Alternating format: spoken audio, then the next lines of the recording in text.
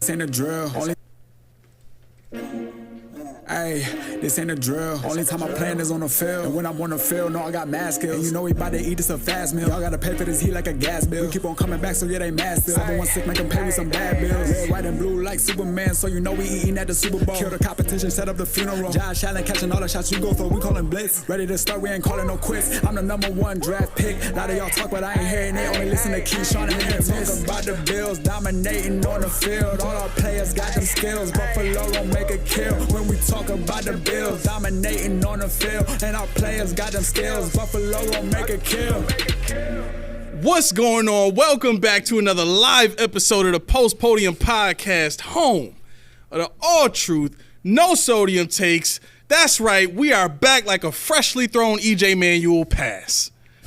I am your host, Aramis. I'm gonna figure that one out. And you know what? Hope y'all enjoyed your holiday. Cause I missed y'all. I missed y'all a lot yesterday. I almost did the show by myself. Anyway, this is Key. What? Nah, I ain't do that. Oh my gosh. Right? Emotions running high. Why? I don't know. I just like being here. I just like being in the house. Oh, you fired up to be okay. I just like being in the house and talking about what we gonna talk about today. You serious? Yeah. This is my kind of episode. Yeah, I figured we ain't touched this area in a while. We've been everywhere else on the team, but You threw me a bone. Well, we ain't been everywhere because we always talking about that one receiver, that one area, that one receiver that well, actually it's more than one, but the most polarizing man in Buffalo. Nah. Yeah. Does he like cookies? Does he like yellow jackets? What is it? What makes this man tick? It's something about him. But listen, we got to start where we always start, right? Yeah. We like to start this show off with a segment we call Stuff We Heard. Today, right? I'd like to actually ask you guys to timestamp when you think about to piss this man off in the show. Ooh, okay. All right. Hold on. Let me make sure my collar's right before I get that up. You want me hot around the collar? busting out of my shirt hot like around the the collar. Hulk. You know what I'm saying? All right. I'm ready. Ask away. I did actually forget. Well, I didn't forget. We ran out of time last week. But what about the now 2 weeks removed from Jordan Poyer being at the Micah Hyde softball game? What does that say about the team mind state, the brotherhood they built in Buffalo? You went to the Dolphins. Yeah. You said I'm home when you were in the Dolphin Stadium. You came back to Buffalo, and you showed out. I think so. His girl really wanted to go to Florida. Like he lives there too, so. Oh, okay. Yeah. So they got a house there. She wanted to be in the warmer weather. I mean, Poyer is one of those dudes where it's like loyalty over everything. You know what I'm saying? And that's one of the things that I liked about him the most. So it's no shocker that he showed up for this, and it's really no shocker that he said what he said about Josh Allen. Being the best quarterback he ever played with, or whatever he said. Yeah, Josh Allen's the best quarterback in the league. Right. So all of that is it's like you expect that from Poyer. Now, the fact that he's playing with the Dolphins, I think it won't be real until we see him in a jersey. I think everything that we've seen to this point is like he's kind of still family until he puts that jersey on. Then it's over. No. People embrace Thurman Thomas. People didn't embrace Thurman.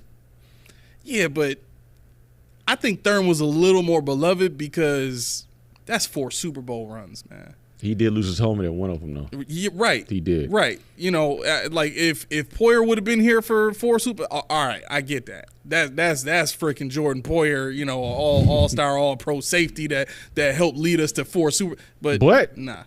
Did Thurman Thomas drive halfway across the country because he couldn't fly with the team to play in the game? You go keep bringing that mess.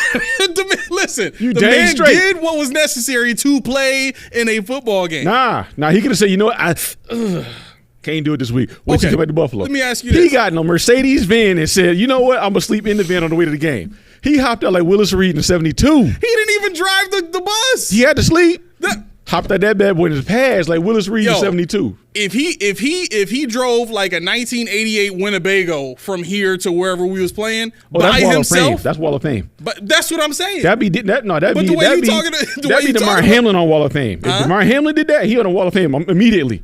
Because nobody else got that meat on their bone. You're not even gonna play, and you got in a Winnebago, a 1980. You know how hot those things are. You know what? You know how hot with that pleather, the vinyl. Them things are hot, man. And the windows don't even open up. They don't. All the way, so They just like slide a little bit. Yeah, that's why the kids be in the window like, help me, sir. Yeah. That's why they be like that, because that's a hot truck. With no AC. No If it's AC. They got that little 88, fan on the dashboard. Yeah, you can't get no real AC in the 88. So that's But automatic. To But me, no, I'm just playing. DeMar Hamlin's got to secretly be on the Wall of Fame already. Like, the man literally He came back can't to even life. get comeback player of the year in a year after he almost died. What? That's That is terrible. That's a Buffalo versus NFL situation. He lost to Joe. Who was that? Joe Flacco. Joe Flacco. Who was that? No, who said it? Was it you? Was it Mel? Or was it somebody? I don't remember. Somebody like, they had a big, no, it was Joe Marino. What did he say?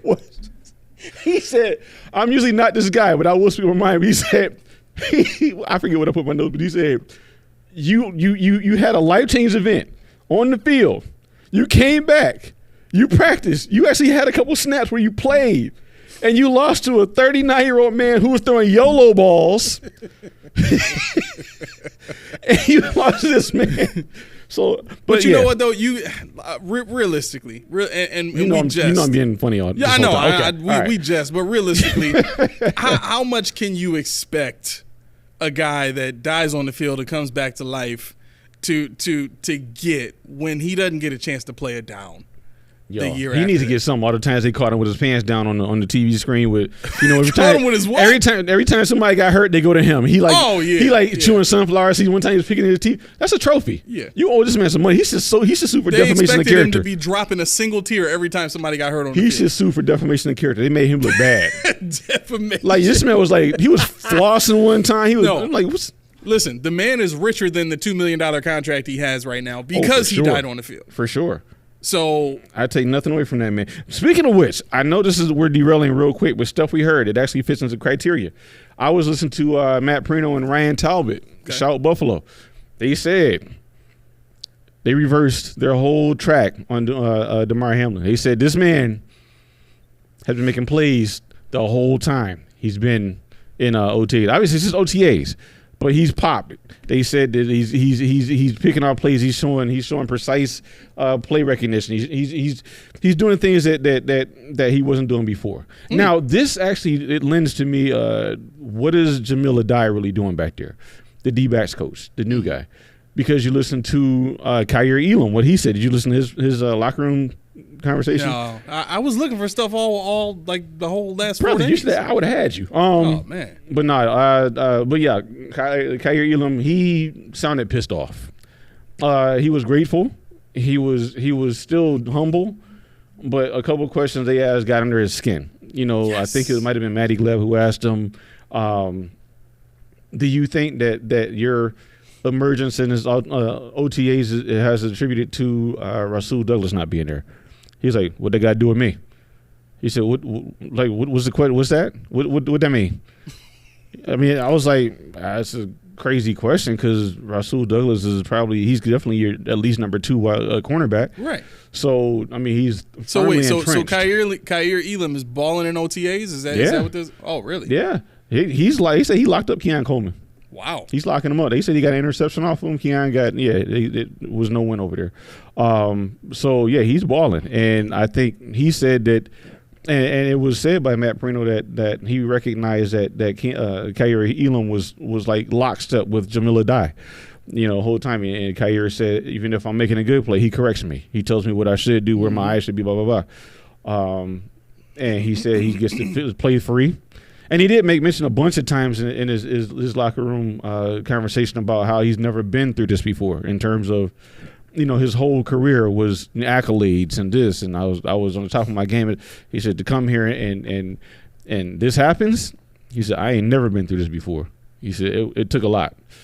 He That's so annoying. It's so annoying. I mean, the thing is, we knew that was a John Butler. John Butler had it out for him. Whether it's open or closed, I don't know what it was about him. He just didn't like him, so he didn't want to give him a chance. He was doing everything he could to replace him, and so maybe now that he's gone, because he tucked his tail between his legs because he couldn't get that DC spot, it might be a blessing in disguise. And you still got Kaiir for what, another year, 2 years if you want. Yeah. So, I mean, this year, Rasul Douglas is under contract. They could get rid of him after this year. He's a 1-year contract. And if Kaiir shows enough, there you go. I mean, that's tough, man. That is like for Christian Benford to come in here and play the amount of snaps that he's played, and then, by no means would I be like upset if he gets beat out, because like I wouldn't be upset at Elam beating him out now because of all these changes. I mean, that really makes a difference. But that just tells you, like, that tells you right there how fickle this thing is. How fickle it is, how just at someone's whim, a first round pick doesn't get playing time. Because maybe John Butler had an issue with him. Is that the that's the rumor that's going around now? Well, yes, that's not been refuted. Oh, it's wow. not been refuted. So, and that's quoted by people that are in the know, Sal Capaccio's and Matt Bove's and Ryan Talbot's and stuff like that. Stuff when stuff like this happens, I just and I get that people are people, and I understand that we're human, right? But this is the main reason why teams don't want you knowing what's going on really inside the building. Mm-hmm. This is why. Mm-hmm. Because if everybody here in Buffalo and everybody that's a Bills fan everywhere in America and the world knew that this first round pick wasn't getting on the field because the defensive backs coach didn't like him, like, we'd be calling for that guy's head in a second. Mm-hmm. But because Sean McDermott likes this coach and he's trying to hold things together so that he can win in the best way he thinks possible, he's letting this stuff happen on his team. I think the opposition to that is it actually worked. I think that's what it was. It wasn't. Yeah, but it worked. It worked because Elam wanted it to work. Well, no. I'm saying the defense. If you look at, Trey White was in with Benford. You got was it Levi at the time? Whoever. They actually were good enough, so it wasn't like it looked like we had Jamarcus Ingram. Sorry about that. I didn't mean to put you out there, but just to say, undrafted guy that's not as good as a player that we're talking about in the game. I mean, because Rasul Douglas, he was. I mean, I don't know about you, but I think he was better than Kaiir Elam right now. Ingram. No, Rasul Douglas. Oh, okay, yeah. Christian Benford, he showed a lot. He was very consistent. And somebody actually asked Kaiir. They said, do you every time you were on the field in a game, you actually made plays or you did whatever? Do you think it was something to do with the preparation and during the week? He's like, I don't know. He said, I did everything I thought I could do. He said, I was in my book. I was trying to make adjustments. I was working on things. And he said, that's not for me to talk about. He said, that don't matter. But he said that, that without refuting that question, and, he said as much. Yeah, it had to be something that was going on in practice because it wasn't in the games. As much as people say that what's the guy? Calvin really torched him. He really didn't. We talked about this already. Right. Anybody he played against, he didn't get torched. He intercepted Patrick Mahomes. So, you put him on the field in some big stages, in some bad situations, he shows up. Of course, he's not going to be an all-pro right away. He's not going to be a Pro Bowler right away. But what did we do when Trey White first came here? We let him work. That's right. I know Stephon Gilmore wasn't here with McDermott, but when he played, he was a penalty machine. Yep. But he rarely got pulled. But when you invest a first round that you traded up for, you would think that this guy would play. Now, like I said before, it was insulated by the fact that Christian Benford worked, and Trey White and now Rasul Douglas worked. So he's gonna have to show. I mean, he's entrenched as a number 3 right now, and he said he's working with Taron Johnson to try to be a smaller cornerback in the way he plays, which will work to his favor. Yeah. White Towns King says Pickens did Elam kind of greasy though. You said what? He said Pickens did Elam kind of greasy though. What do you have on him? I'll have to look it up. I have to look it up now. It could just be like the types of plays that he made. He might not have went off yardage wise, but I mean, you say he greasy. How greasy was he? You pull it up. I need to know how greasy this man was. But that's not a pause. Oh, that might be an AO though. Is it? I mean, you trying to find out how greasy the dude is? I mean, I guess. Maybe. I'll let it stand. Okay. Upon further review. I mean, what to put that in the parking lot? It is AO? I mean, you by yourself right now. Till somebody else can confirm that, you kind of by yourself. Me, it's just enough. It's just enough? It's just enough. Okay. He told you. He got me, boy. Woo! Right. No, okay. Oh man. All right. Oh, that's your life work now? Well, that his main responsibility on the show is like producing. You know what I'm saying? Making sure the set is run husband. But the secondary responsibility he has is to check the AO moments. Okay. That makes sense. That's in his job That's fair. description. Yeah. He don't get paid for that part. No. Right. That's not that the budget. part's free. That's ad hoc. Yeah. Tabonius Lex. What's going on, brother? He said Pickens did his thing, but Elam did get the last laugh, though. I mean, they won. The Bills won. Yeah. So I don't remember that game. This was 2 years ago? 2 years ago. Was it? No, this was 22. So Pickens went 6 for 83. No touchdowns. I mean, Elam got a pick or no? No, it don't look like it. Oh, Elam did. Yeah, he did. He got a pick. Oh, yeah. I mean, 6 for 83. Elam got a pick. I mean, really? Are we really classifying that? No catches for no catches for first downs. It seems like it was like, did he? You know what I think it is? I think it's just the big balls. You know what I'm saying? Like. Yeah. No, nothing on that. Okay, he missed it. He did. He missed it. No. We already It's over. We checked. Nope. It's over. There's no retro. There's no retro pauses. No, because that was a pause moment. But I saw you look at my way because you knew I was going to say something. Well, that's You why still gotta call it out. Huh? You still gotta call it out. Don't matter.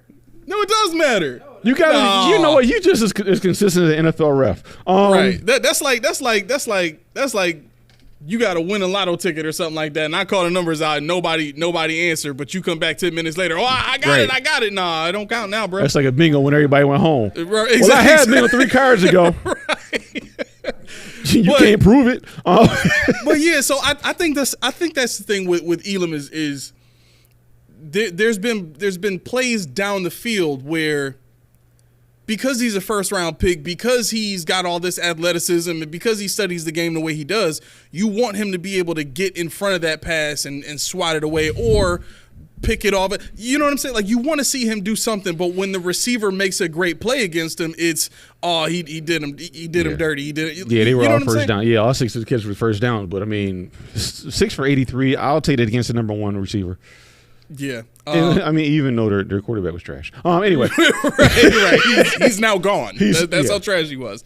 Tabonius Lex says, if we comparing that dog energy, then Pickens got him with that all day. I would love to see if Elam can flip a switch during the offseason. I mean, from what you're saying, it sounds like he has in OTAs. Yeah, I think what it is like we were talking about before the show. If your coach doesn't believe in you, or the coach doesn't know what they're talking about, or you don't have any faith in your coach, you're not going to play as free as you want to play. If you don't have a rope, you don't have a long rope. I mean, you look at Babbage. Look how he walks around the facility. Yeah. Look at Jamil Adai. These guys believe in the young guys. They know they're young. Mm-hmm. Kyer Elam, Damar Hamlin, Cam Lewis. These are your elder statesmen now. Yeah. These are the guys that you're looking at as your defensive core we were talking about a couple of shows ago. So I mean, it serves well to make Kyer Elam feel like he's empowered to do things on the football field. Because he could very well be your starting cornerback next year if they don't draft somebody else. Hey, Rich, I don't know where you at, man, but if you watching right now, listen to what I'm saying. It is possible that McDermott might be turning a corner from being a get him the heck out of here coach to maybe he's starting to smarten up a little bit and get some of these young coaches in here that know how to talk to these players and work with these players and put them in a position they're supposed to be in, so that things could work out the way they're supposed to work out. It's possible. I'm glad you said that because Joe Brady actually said in one of his press conferences, McDermott, yeah, he's McDermott for president. That's what Rich be saying all the time. He actually said in his press conference, he said that, we promote personalities. If you're loud, be loud. If you want to talk. So Joe Brady said. Oh, for the offense. Well, yeah, but he said that's the personalities they promote. And I think that was when they asked something about Keon. And that goes a long way when somebody hears it. That allows you to have fun. And when you have fun, and Joe Brady said also about Josh, we don't want him to think. We want him to just do. Mm-hmm. And also, if we're I'll just say it. I don't care. This is our show. You heard Joe Brady's the marquee saying now is this is Josh's offense. This is Josh's offense. It's always been Josh's offense. No. Basically, what he's saying is what Josh wants to do is what we're going to do. So, when you had Dorsey did what Dorsey knew what to do. Daboll, okay, he was kind of Josh, but Daboll still had Josh by the cheeks. He had him by the cheeks. And yeah. Well, okay, but that's okay. No, I'm saying yeah to him. Pause, bro. Oh. See? No, why? He did. I paused and looked at you while your dad was about to speak. He did. So Daboll didn't have Josh by the cheeks? I think he did. He Yo, a 20-year-old producer with us too is just bad. No, yeah. Because we could do this all day. We gonna make you strong, son.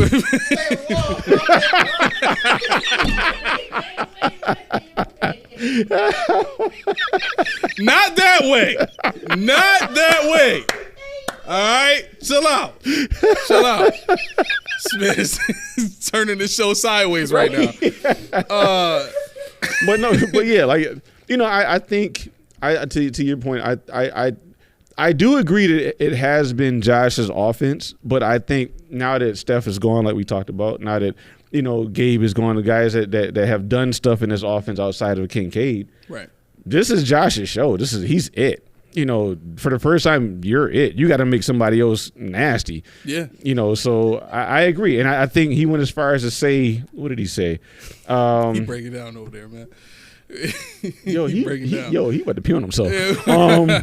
I told him I had a feeling this would be a funny episode for some reason, but now we seen it.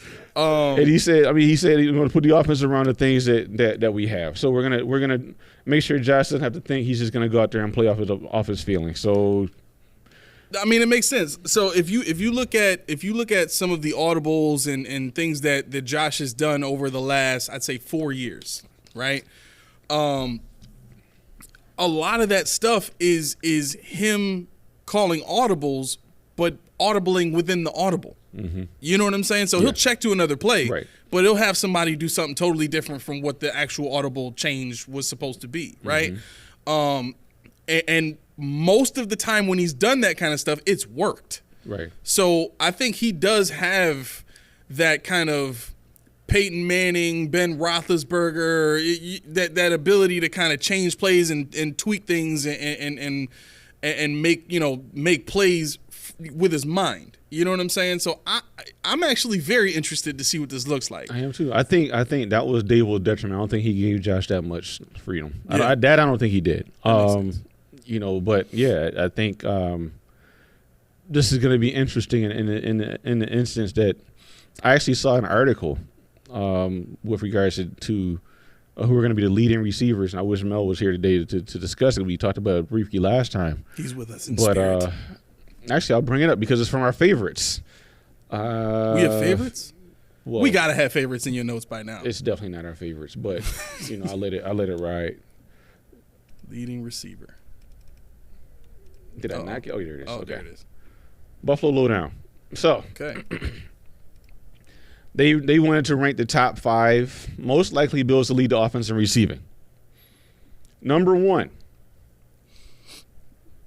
going from the least up, Chase Claypool. Okay. Number 2, Marquez Valdez-Scantling. Okay. 3, Keon Coleman. Whoa. Which I agree with. I mean, that's kind of what the discourse was last week. Okay. 4, Khalil Shakir. 5, Dalton Kincaid. They saying Curtis Samuel going to be the number 1? Curtis Samuel. Now, the reason why I brought that up here is because if you listen to Joe Brady's press conference, he spoke about all the things you could do with Curtis Samuel. He spoke about where you can line him up. He spoke about the fact, because somebody asked him, where do you see Curtis Samuel, in Washington versus when you had him in Jacksonville? And he said, I mean, I don't want to typecast somebody based on what I knew or what we've seen on tape. I want to typecast on what he can do. He said, I can tell you right now, Curtis can line up inside, outside, in the backfield, in the near slot, anywhere. And he said he's a weapon everywhere. because he can adapt based on, you know, James Cook goes down, or if he's not playing well, you can put Curtis Samuel in the backfield and make him work out of there, or if Khalil Shakir can't. Those guys don't work. He said so. This in his mind is a Swiss Army knife, and he said that everybody's going to eat in this offense. You know, so I mean, I'm not very high on Curtis Samuel, but I'm interested in the fact that Curtis Samuel. I actually switched Dalton Kincaid into the first spot for me, and I put Keon Coleman in the third spot, where Khalil Shakir would have been in second. I don't know. I don't know where Curtis Samuel is going to fall. He's the wild card to me.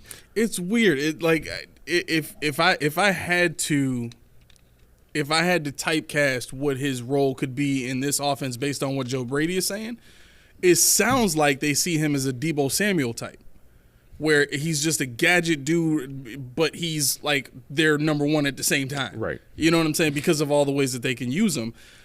I just don't know if I want to put that much responsibility on a guy that hasn't shown that he could stay healthy every season that he's played. Right. You know what I'm saying? Mm-hmm. And again, I don't want to speak ill towards his, future prospects, but you got to give me one fully healthy season. I think that's about all he has.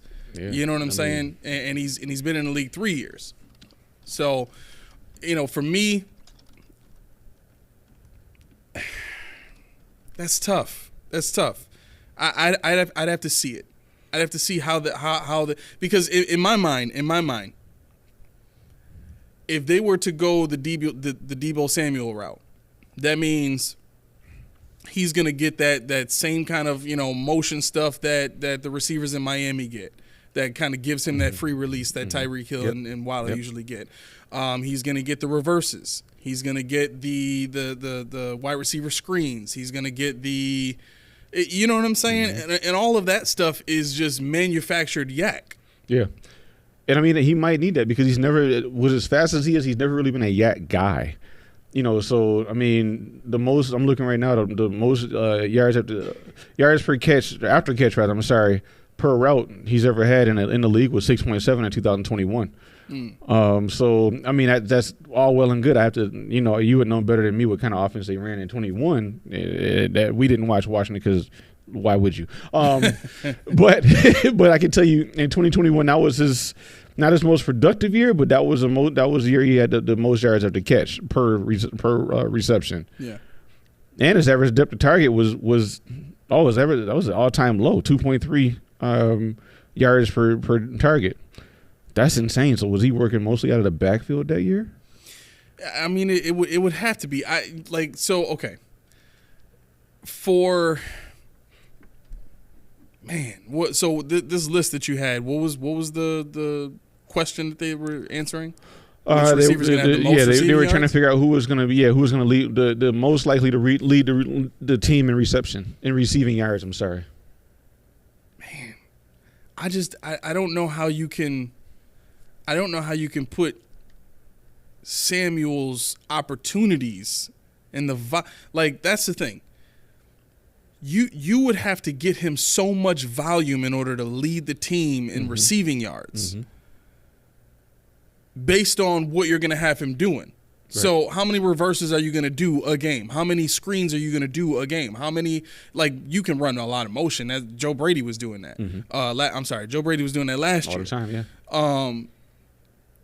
But I don't I can't see it. I guess that's where I'm going. I can't see you Curtis. You won't get an argument from me. You know what I mean? It would make much more sense for Shakir or Dalton Kincaid to lead the team in receiving. Yeah. You know what I mean? Because they already have a rapport with Josh that none of the other receivers have right now. Yeah. My money would be on Kincaid, then Shakir, and then Coleman. Yeah. I would go with that. I would go with that 100%. So if you have a fantasy team, you're with us. One of us is taking Dalton Kincaid, so don't think about it. Right. Don't even think about it. But yeah, no, I thought that was an interesting article because I'm like, wow, okay, you really are high on Shakir. I thought not Shakir, Samuel. Yeah. I thought he would be more the guy that would get a Coleman or something like that, some looks that you might not get with somebody without somebody with speed on the field. It could just be one of those hot takes. It is. Something you I mean, put it's out too there. early. People are Right. itching. They haven't put pads on or anything like that yet. We don't know what the offense is going to look like. So it definitely is. So, I mean, it's just something that, they put out. And if I had the time to write stuff, I probably would do the same. But I don't. No, I mean, the only thing that makes the most sense for them to think that far or to kind of reach that conclusion is his experience in working with Joe Brady. That's you know what I mean. Joe Brady likes the guy, but I don't know, man. I've heard is people surmising that this comes from the fact that he has a 3-year, $24 million contract. I'm like, that's like number 3 wide receiver money. Our top paid wide receivers is $8 million, and that's not even guaranteed $8 million. That's just contract for the Wait, year. who's got the $8 million? Samuel. He's 3 or 24. Yeah. So I'm like, I think only 3 of it is guaranteed, like 3.25. Yeah, it's not a lot at all. I'm like, so we're basing his meteoric rise on $8 million? No. I mean, yeah, okay, because we have no money and whatever. But right. So let's see, what else do we have? Oh, I'm going back now because we got wrapped up into the last show. But What up, Chris? Chris was good. Which is that? Is that OG Chris? No, that's Chris 716. Okay, 716. Okay, Yeah. okay. Dwayne Smoot. So, can somebody talk to me about it? Talk me off a ledge with this guy because I watched this film and he's okay. He's okay. Mm-hmm. But you know who recruited him? Who? Elianku. Why? So this is The this guy the that best never part. gets on the field This is is the best gonna part. Huh? This is the best part. He's got more recruiting than Von Miller. Everybody has more recruiting ability than Von Miller. I don't even get me started on Everybody. Anytime Von Miller says they're coming, they're not. They're not. Just know they're not. Is it that Von Miller is now the outcast of the team? I don't know. Because you don't hear anything from the guy anymore. Nah, they You don't hear from him. You don't like it. He took a pay cut. Okay, so here's. I'll resist the urge to get into what I wanted to talk about him, but I'll just say this. Okay. For Start now and more later. Go ahead. Right. For a 35-year-old pass rusher of his stature and his status, to take that kind of a pay cut off of that kind of a contract tells you a lot about where he sees himself within the franchise. Mm-hmm. It tells you a lot, but we'll get into that later on. Yeah, sure. You're right. But yeah, Dwayne, like his name ain't even spelled right, bro. It's spelled weird. Like, if I'm reading this phonetically, it's Dawuane. And that's how you spell it. Dawuane. Like Dwayne. right, Dwayne. right. Okay. But anyway, no, I think he's that. Who was the guy that we had here that we got from Washington? What was that guy's name? Settle? No, not Settle. The defensive end that you didn't like. He always wore the yeah, the red sleeves, the half sleeve. the redhead. Yeah, Oh God, what was his name? Now I gotta look. help us out, Chad. Who was it? Pass rusher that came here from Washington. He's a defensive end. I think he played left end mostly. It started with what was this guy's name? Ugh. Okay, now I need. You gonna find it? Yeah, I'll find it. Nah, I can't. But anyway, I bring him up because I think Dwayne Smoot is that type of guy where there's like little to no quick twitch to the dude. He's more of a run stopper than he is anything else. He seemed like a almost a tweener D tackle kind of. Yeah. Trent Murphy, that's Trent what Murphy. it was. There you Trent go. Murphy. Yes, that's the scrub. Yeah, so Trent, right, Roy said Murphy. Trent Murphy was actually more of a pass rusher than Dwayne Smoot is. Yeah. But that type of defensive end. Yeah, I see him as like a. I don't want to say it, but kind of like the same game as Russo. In terms of, or like maybe a slightly bigger Shaq Lawson. Yeah. I was about to say not Clemson Shaq, but Bill Shaq. Yeah, right. Yeah, no, that takes me back to listening to Shout Again where they said that Greg Rousseau looks like the guy on a mission. He said he's bigger, looks faster. He said now he's going to be the guy that we always knew him to be. He has the speed to bend. I'm like, whoa. He's never had bend. He's never going to have bend. I don't know what you're talking about, but that's not bend. They said he has the speed to bend. To bend. That means now he's faster. Now maybe he can bend. He can, yeah. You can't see it? No, because the thing about Rousseau is this. Everybody, they saw the 15-sack season. It's like they didn't watch the highlights.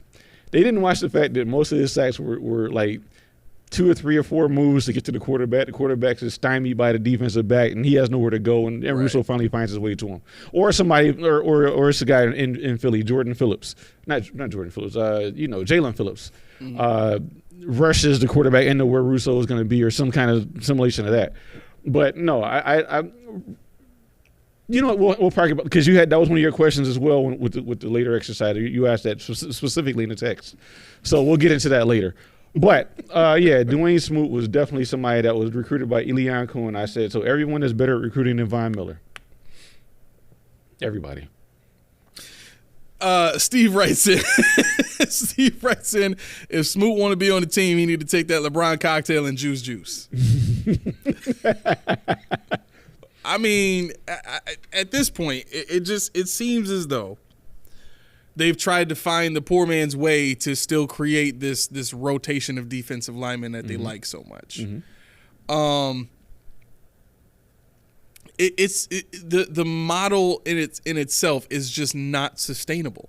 No, it's not sustainable. When you're talking about a rotation that works, you have to invest heavily in that. You have to have something like what the Eagles have had the 2 years before this year, where they had, like, Fletcher Cox wasn't even their best pass rusher.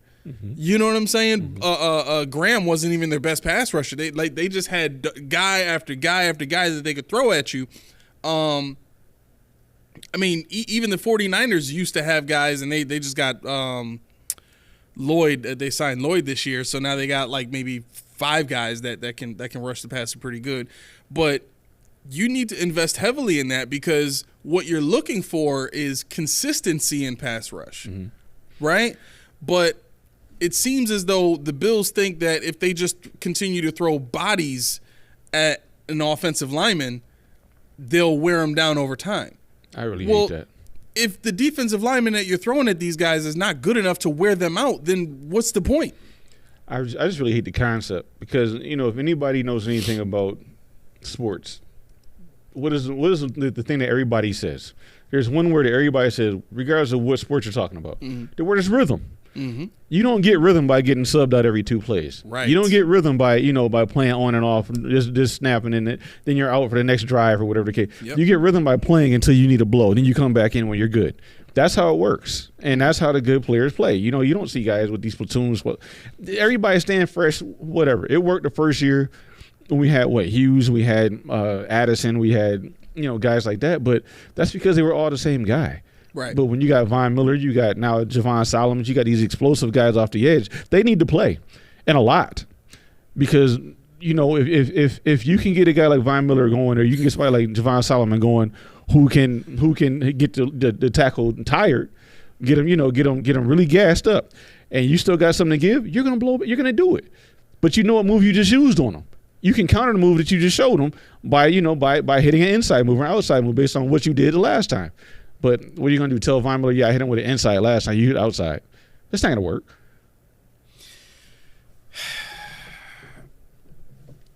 I'm debating whether or not I want to actually read this comment. Who said it? Steve. Go ahead. Go for it. Well, because all right. I disagree with half of this point, right? So he says if you stay in nickel, you need a rotation. The line will get injured. McDermott is an idiot, and this is what you get. That's the part you agree with, huh? That's the part you agree with. That is the part I agree with, 100%. 100%. Most of the stuff that he's done to this point, I haven't seen any of the more successful head coaches in the league do. But nevertheless, while I do understand the thought process behind a rotation, again, like I said, if you're rotating as much as the Bills are on the defensive line, first of all, let's back up a step. Pass rushers like Von Miller, pass rushers like AJ Epinesa, like these are guys that need to set up stuff for later on in the game. Yeah, that's the whole game. All of the best pass rushers in the league do that. Yep. Right? I'm taking my time to see how you work, see how you respond to certain moves and stuff like that, and I'm setting up stuff for the fourth quarter or whenever I need a big play. Mm-hmm. Right? But how can I do that if I'm on the sideline? Okay. So these are the things that get lost in a rotation, especially when the guys that you're rotating in aren't as good as the guys you're rotating out. Right.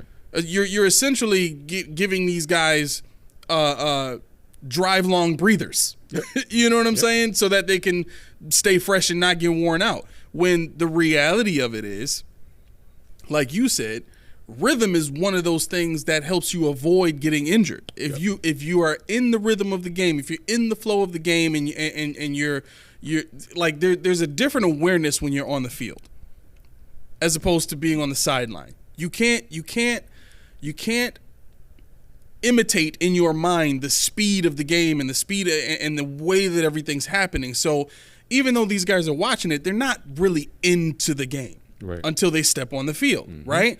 And once you get into that rhythm, you're in the flow of the game, right? Now, most of the time when guys get injured, it's because they're trying to finish something while there's some action going on that they can't see. Right.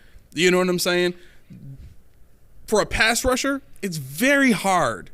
For a defensive lineman, period, it's very hard to get lower body injuries or anything of that sort because of the nature of your job. You're going forward. You're pushing forward. You know what I'm saying? For an offensive lineman, it's a lot easier because you got guys that get turned and get and fall on your legs. Behind you, yeah. Right. So if I'm thinking about a defensive line that rotates in and out, I could rotate 6 guys maybe, and that's it. Because I can pay 6 guys. I can pay 6 pass rushers. I can't pay 11 like they've been trying to rotate in and out the last 4 or 5 years. Actually, every year. Yeah, it's ridiculous. I mean, yeah, if you're talking about 8 tops. I mean, if you're talking about D tackles as well, because guys like Daquan Jones should not be subbed out unless you're really going all in pass rush. I mean, there's no reason for him to be subbed out, because he's showing you that he can get to the quarterback. And he also shows he's vital against the run. So you're not losing anything with him on the field regardless of what the offense does. Right. You could take a Greg Rousseau and move him inside, which we don't really see him do as often as they said they were going to do. Yep. So that's somebody also that can be that can be shifted and not rotated, not taken off the field completely. Exactly. AJ Epinesa can be moved inside. Even though he's 240, 260 pounds, whatever he is now, he still has the acumen to play, that rush D tackle. So you shift him inside. That's why they gave him that $6.5 million. So you're looking at guys like Javon Solomon, Von Miller, who are pass rush specialists who really give you nothing inside, or they really don't give you anything on obvious rundowns. But those are the kind of guys that are going to make money on all the other 3 downs because it's a passing lead now. Right. A couple comments. Ring of Edwin says, I want the Bills to make up for the 4 fall from Buffalo with 4 championships in a row. Man, I don't know how long you've been watching the show, but these guys only let me get 1, and I got to be happy. I Tell them why. Tell them why. Why do it? Because I'm never satisfied. I'm still parts. Oh yeah, Minnesota's down 3-0. Thank God. Anyway. I was wondering when you was gonna bring that up. Oh, I'm watching them loud lose. And proud. Last night I'm watching them lose. I'm like, huh? I gotta agree with Key on that, man. I don't think Minnesota can get it. yeah, but I mean, this is Edwards' first time in the playoffs. Like I tell everybody, the thing is, it's a game of matchups, and Minnesota's the worst draw the Nuggets could have had. The worst draw. So I mean, there's that. Speaking of which, I mean, you have the comments. Go ahead. Just one more. Steve wrote in, you guys should examine the 90s Bills and compare the current Bills in 4 seasons where each failed in the playoffs and why. You're going to see parallels in roster and coaching mistakes. Actually, that might be a good idea. Let's think about that. We'll actually put some. That sounds pretty interesting. That sounds depressing. Because I know what I'm going to find. Like, I am the guy. For those of you who haven't seen our earlier episodes, Steve's been with us for a while, so he knows already. But I am the guy that has seen, through the Sean McDermott BS, and I'm just fed up with it. I'm fed up with all of it. Like, I'm to be plain and clear. You are the guy. I want him out of office. I was not that guy into the Denver game. I think I came on after watch the show after the Denver game. Yeah. I went off. I had a little mini conniption. Yeah. It needs to happen. I mean, and again, this is why there's times where I try to be nice and I try to throw McDermott a bone and kind of quasi compliment some of the decisions that he's made, even though in this particular case, I don't think a lot of the decisions that he's made with coaching staff has been something that he really had a choice in. Like, everybody in the league knows how he works now, and nobody wants to come work under him. Yeah. And everything that all the success is more, I won't say all of it, most of it is despite him. Yeah, exactly. It's just a talent level, like I talked about with Kaiir Elam. Why was he on the field? Because the guys ahead of him actually worked when they shouldn't have. We should have had Kaiir out there figuring it out for himself. But neither here nor there. Judy, I know you would like this conversation. I thought about you, and I was hoping you were going to be mic'd up today, but you can just scream. Who was it? Austin Rivers said he could think of 30 NBA players that could play in NFL. Is this the Kendrick Perkins discussion? Was it Kendrick Perkins? I know Austin Rivers said it. It might have bled into Kendrick it. Perkins It was was this is debating a with big deal with Shannon Sharp. This was compounded by the fact that Josh Allen said he could give 5 to 7 minutes, and I'm like, and everybody's like, no, he can't. I'm like, yes, he can. Right? Yeah. And the thing is, this is a caveat. He didn't say he's gonna be good. Right. He didn't say he was gonna give you stats. He just said I can run 5 to 7 minutes in an NBA game, which to the fact he can. He might get tossed up. He might, who knows? He's like, give you a rebound or something like that. I'll give you some hustle time. I believe he could. I don't think that it'd be worth the money that you have to pay him to get on the court. But everybody in the NFL, well, except for Tavondre Sweat, I don't want to see him run for 5 to 7 minutes. He would have one of them things with the tank. Nah, I don't want that. But yeah, I think to the conversation, I think they're trying to say that basketball players are the elite athletes, and I can tell you, having played both sports and being a better basketball player than football player, that is at my size too. That is not the case. It's not the case. Thinking about somebody at 6'6", 6'7", or 6'5", 280, 270, running a 4'9" and running a 4'8" and bench pressing. Nah. I mean, the basketball is very physical, and it's got a lot of finesse to it that football does not have. However, I can tell you right now, there are positions that basketball players can play. Usually tight end. Yep. Usually wide receiver. Yep. That's about where it is. Right, that's it. and really, let them take one solid hit. Yeah, I mean, from a real NFL player. Look at NFL tough guy Draymond Green at Michigan State. He played tight end. How'd that go? Right. So yeah, I mean, producer, his career might have been a little bit longer. Maybe he could have been a blocker for 10 years, but he could have been a Tommy Sweeney or somebody like that. Yeah, but he's a four-time finals champion. So he could have. Yeah. So what'd you say, producer? What you got? You think basketball players can transition to football easily?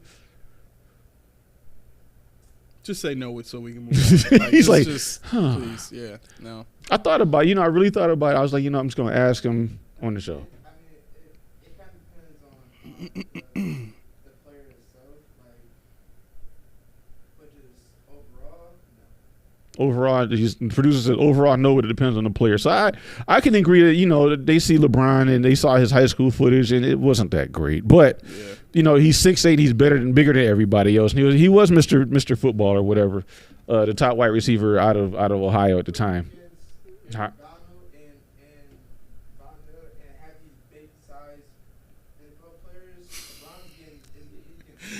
Aaron Donald is 6'1", but that dude, I swear, like he's probably the only dude that I think would be like Big Baby for the Celtics.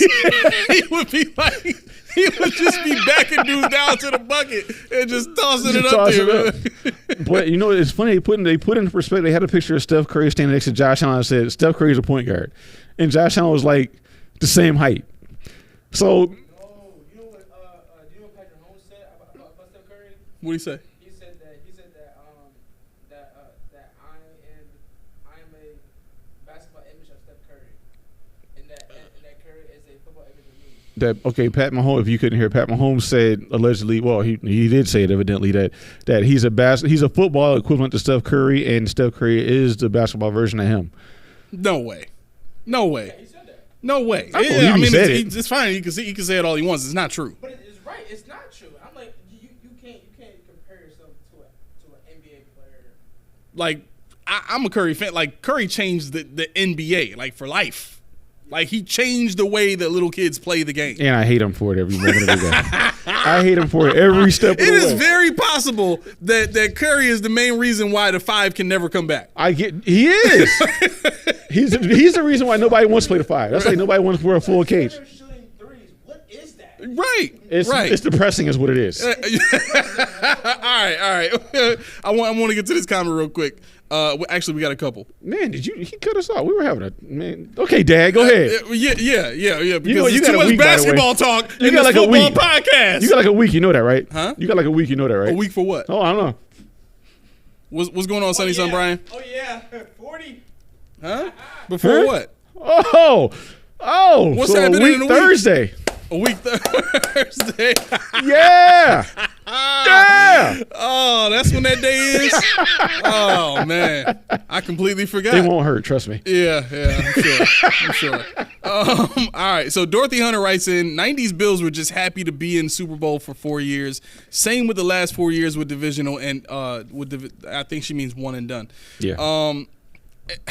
Dorothy, I don't think you understand. Like, that's probably top 3 of in reasons why we started this podcast in the first place. I got extremely tired of listening to radio shows, listening to other podcasts, listening to other fans talk about their support of the team when the team ain't really doing all they can do to win. Mm-hmm. The franchise is just making so much money and living such a great life off the backs of people that are, you know, just happy to be a part of the show. Mm-hmm. They're just happy that the carnival is in town, that they don't even really care about the prices that the carnival is charging. They don't care that the food that the carnival is giving you is poisoning you. Mm-hmm. They don't they're just happy. They're just happy that they have something that the world has to pay attention to. Mm-hmm. That's not enough. And you know, and I'm thinking about it, and I think Steve will like this comment, and I can't believe I'm going to be the one to say it. Pray for me, Lord. Okay, I'm going in head first. All right. I think the reason why the Four Falls team was acceptable was because of the Bills fans. After the first 2, I would have been fed up. Like, either hit the button or get off the pot. That's what it is. I mean, you and what was it? The 4th time, you know, the banners, you know, we're tired of them, blah blah blah. We hate to get out of here. And Thurman Thomas, we're back, or Bruce Mill, I'm back. And you back, but you getting blown out again. Right. You know, I mean, luckily, I think it was the last one. It was relatively close, but you know, outside of the first and the 3rd or 4th one, they weren't even close games. So you're back, but you mailed it in before the game even started. You know, you're going out the night before and partying. You're losing helmets. You're doing this. You're doing that, and just not executing because people are tired. They're on benders, and the fans are like, "Yeah, Buffalo, yeah," you know. And like Dorothy said, the one and dones in the divisional rounds. Why is it okay? Because Buffalo fans say it's okay, right? You know, and we need to have a reality check. People like me, I can't argue it because I like the experience. I like it, but I will say it. You know, I don't spend time spend all my money going to the games for it, but sitting at home on a Sunday or Monday or Thursday is fun to me to watch my team play. Yeah, absolutely. That's the thing. I don't. it's easier to watch the team when they're bad. Yes. It's 100%. Here. Like let me see. What like this is interesting. Let's name all the teams where it's where it's better to watch them be bad than it is good. Yeah. That we can probably do that another time. But I say all that to say, like, it's easier to watch the team when they're bad here because of who we are as a city, who we are as a fan base matches, this leftover culture from the 70s and 80s that we now have to carry because that's what the franchise has built its existence upon now. Mm-hmm. You know what I'm saying? That's if we were really going back to our roots and really understanding that at the inception of the franchise we were 2-time champions. Right. That's really the foundation of the franchise, yep. Not this blue collar, hard working, high motor BS that we spin all the time. You know what I mean? We're a championship team when the championship became the championship. I mean, you figure, we were great with OJ from California. Right. We were great with the Electric Company, guys that weren't from this kind of atmosphere. They just played here. And of course, at some point in time, Bethlehem still reigns supreme in Buffalo, but it's been going for 42 years. It's time for a new identity. We're not affluent. We're not the high paid, ritzy LAs and Floridas and Miamis and stuff like that. But it's time for a new identity. Yeah. These potholes, these dilapidated buildings. This is the culture. This is hanging on to the past. Mm-hmm. It's time to let it go. Yep. It's time to move forward. And the team. I'm not saying this team is bad, but the team it's kind of stuck in a rut. Right. And we don't have to tell them you suck. But we got to tell them you got to do better. Right, absolutely. You have a team that's literally an hour 45 minutes away from us here currently in Pittsburgh, mm-hmm. where they're sitting on 6 Super Bowls, mm-hmm. and they're a franchise that built their identity off of that. The way you drive this, you could be there before the show's over. I could probably be there in a half an hour before the show's over. No. Dang. Yeah. If I'm driving at night, probably, I could probably do that. But anyway. But yeah, like that to me is the fundamental switch that needs to happen. And I think we have we have a lot of people that want to be that way, but they don't want to run the risk of losing the team by being that way. Mm-hmm. You know what I mean? Mm-hmm. And I mean, to be honest, the Buffalo Bills are one of those teams where it would hurt the NFL to lose that franchise from Western New York. New York, period. Right, that's what I'm saying. It's the only team that's in New York. On top of that, we're the only team that holds a following from Canada. Right? Yeah. So it's well, I don't know if we can say the only team. There's other fans of other teams in Canada, but we probably get the most travel from. We have Toronto too, though. I mean, it's like wasn't it the largest city in yes. Yeah, so I mean, Toronto and Buffalo, and they cornered the market on. How many guys have you seen come down from Montreal? I've seen a million people come from Montreal. We drove 14 hours, and if you look in the maps, there's no lie. There's Bills backers everywhere. Right. There's Bills fans everywhere. There's guys in Florida with flags. There's guys, you can go anywhere you want and find a Bills fan. And why that is, I don't know, and I don't even care. I'm just glad to have them. But the thing is, you don't have to have a mutiny to show the team, this ain't the way. Stop going to the airport when they lose to watch the plane come in. Exactly. Yep.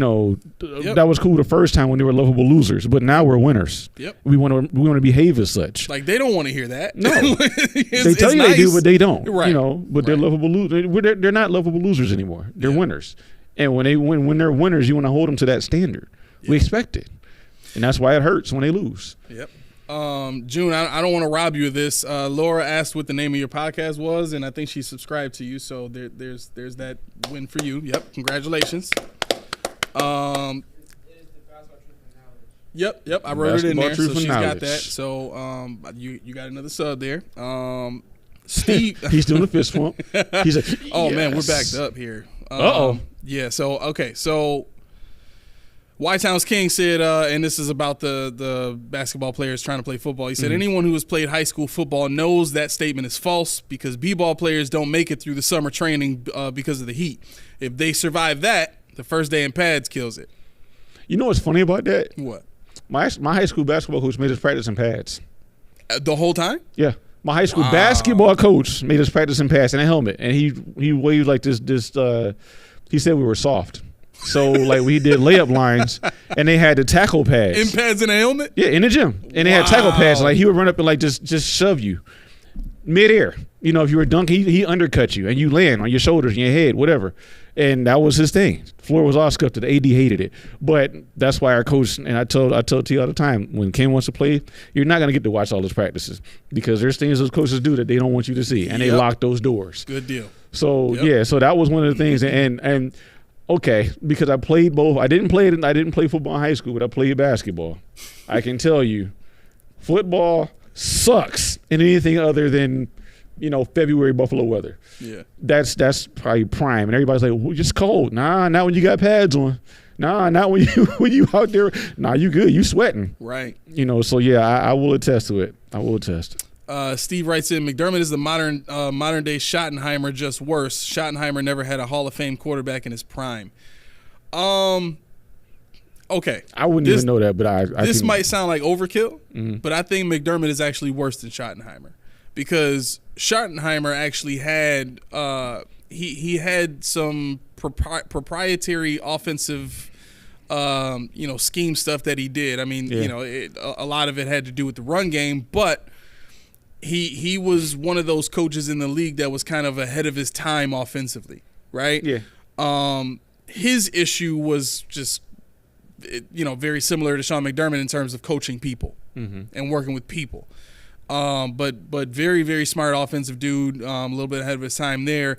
I don't think there's anything McDermott does that is ahead of his time except for maybe staying in the nickel and a lot of other teams copying that because it's the one thing that slowed down Patrick Mahomes in that Chiefs offense. But even in that, other teams do that to us and they do it to every other quarterback that's good in the league now to kind of limit the big plays and try to, suffocate an offense or bait them into making a mistake or something like that because they have to do, 15, 16 plays instead of 8. I think if you want to see the nickel go away, you're going to have to see more 12 personnel. I think the nickel was really invented. It was incepted, if that's the word. It's not. I don't really care. If it was brought about in order to combat teams going into their, they're going into 11 personnel and they're running 3 wide receiver sets. Yep. Almost exclusively. I mean, you look at. I don't like to use this analogy too often, but I'm going to. People our age, we played Madden. And when we played Madden 93, it was always a I form, a pro form. And pro form was 2 wides and a tight end, a fullback, and a running back. They did away with the fullback. And now you don't have that. You don't need that third linebacker like everybody used to have because you have 3 wide receivers.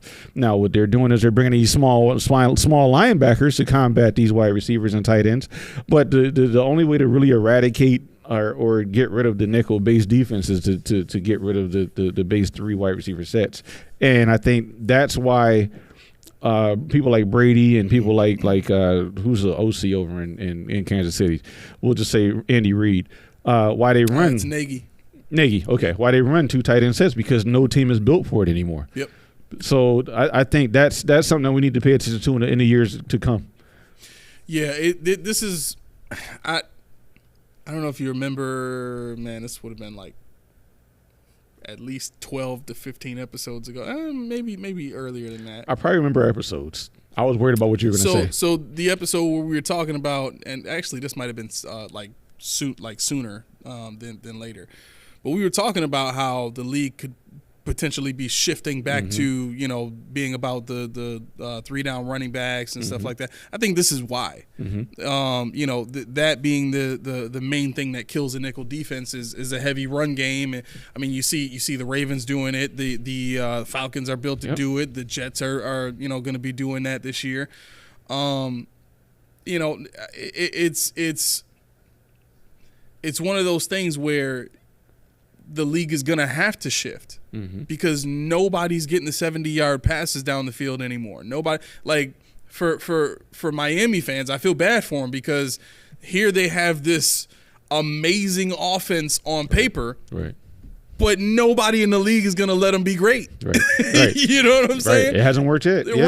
Right. You know, so it like that's the part that sucks. It's like the only people that really got to enjoy having an aerial attack like that was the Chiefs and the Bills. Mm-hmm. And maybe a little bit, Bengals sprinkled in here and there when both of their receivers were healthy. Yeah. But everybody else was struggling at that point, and it literally took the league 2 years to adjust. You know what I mean? And Andy Reid saw ahead of all of that. He's like, I'm not going to be able to use Tyreek Hill like this, another couple years. Right. You can go, dude.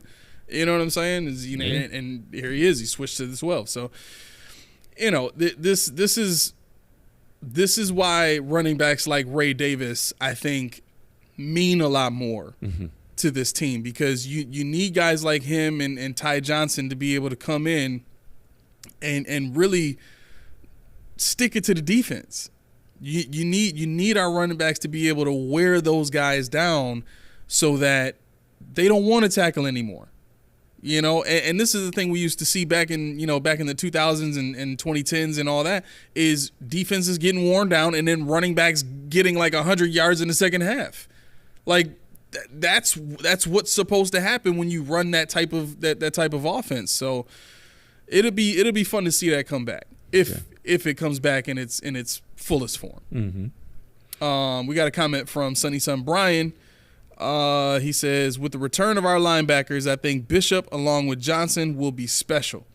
And I haven't even touched on the other defensive players drafted that could also have potential. I like this defense.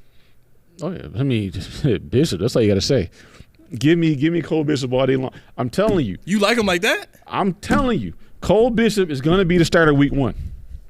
I'm with you on that one. Yeah, I mean, they still say Taylor Rapp is hurting. He hurt somebody today. Or was it last week? He hurt somebody else. He hurt somebody? Yeah, Khalil Shakir. He ran to Khalil Shakir. They said he was down for like 40 seconds on the ground. And the trainers ran into it's just helmets. What are you doing? And he hurt a couple people on our team last year, including himself. Like, fam, what are you doing? He's cutting himself. That's what he's doing. I think after this year he's going to be cut. I think after this year he just got the contract. Yeah, it's a 1-year deal, so this is it. This is insurance. But like I said, I think his signing was insurance that they got somebody like Cole Bishop. Now Mike Edwards, I think he'll probably be the starter, but that's because they don't have anybody that does that on the team. And I don't even care if Micah Hyde comes back. They don't have anybody that does that on this team. What your coverage guy? Your recovery, your single high ability, playmaker. You don't see DeMar Hamlin being able to do that? No, DeMar Hamlin is a box safety too. Really? I just like as a box safety because a box safety that takes terrible angles. Well, they used to use him on those safety blitzes all the time. Those run blitzes, and he was good at that. That was his thing. He's really good at that. Right. And that's the thing. If he takes terrible angles, I don't see him being a single high cover guy. Now Cam Lewis, I could see because of his background as a cornerback. Mm-hmm.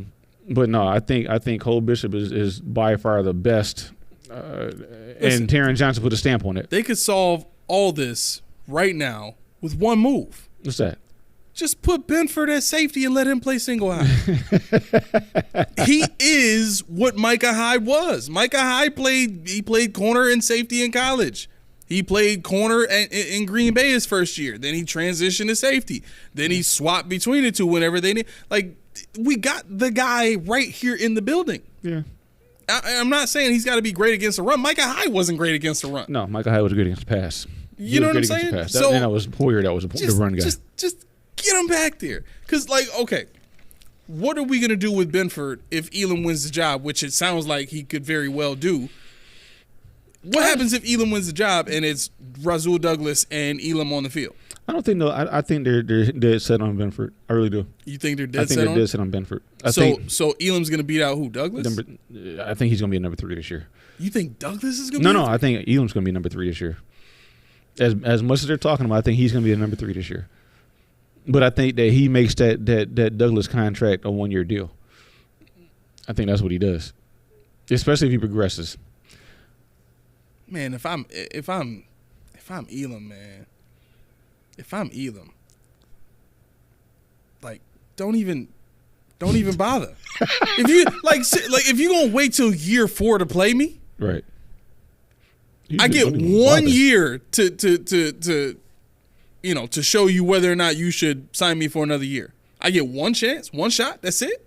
Maybe they'll platoon. I don't know. But you got to look at it like this, too. I don't know, man. I mean, look at it like this. What has Benford's propensity for getting hurt again? What is his shot at making it through a whole season? He hasn't been healthy a year yet. Taron Johnson gets hurt. There's a way that Elam can get in there this year, and not be Rasul Douglas. I don't know Douglas if he gets hurt or not. I don't know what his background is, but I think Elam is one injury away from playing. And if he does take some ice, but I don't know if they're going to get it back. Not Taron Johnson. Yeah. It's and this could be my Madden background talking, but there's been a lot of times where I like to do certain things with certain players. I might want to take my number one corner and make him my nickel just because I want to be strong at that position, and the way I play defense, I don't need my outside guys to be the greatest, right? Mm-hmm. But the way the game works, they always want to put your best guy in whatever the best positions are, mm-hmm. right? And so why is it that it seems like the team that I like to root for on Sundays does the opposite? Welcome to my world. They draft the opposite of what I want every year. Right. That's interesting. Ring of Edwin says, "What if they move the Buffalo Bills to Toronto or somewhere in Canada?" Toronto will send them right back. Yeah, we've seen that already. They had us essentially. They did, and we didn't even finish the series. Huh? They didn't even finish the series. They paid us $73 million up front, and they didn't even finish the series. Right. So I don't think that's going to be something they want. They are still very committed to Canadian football.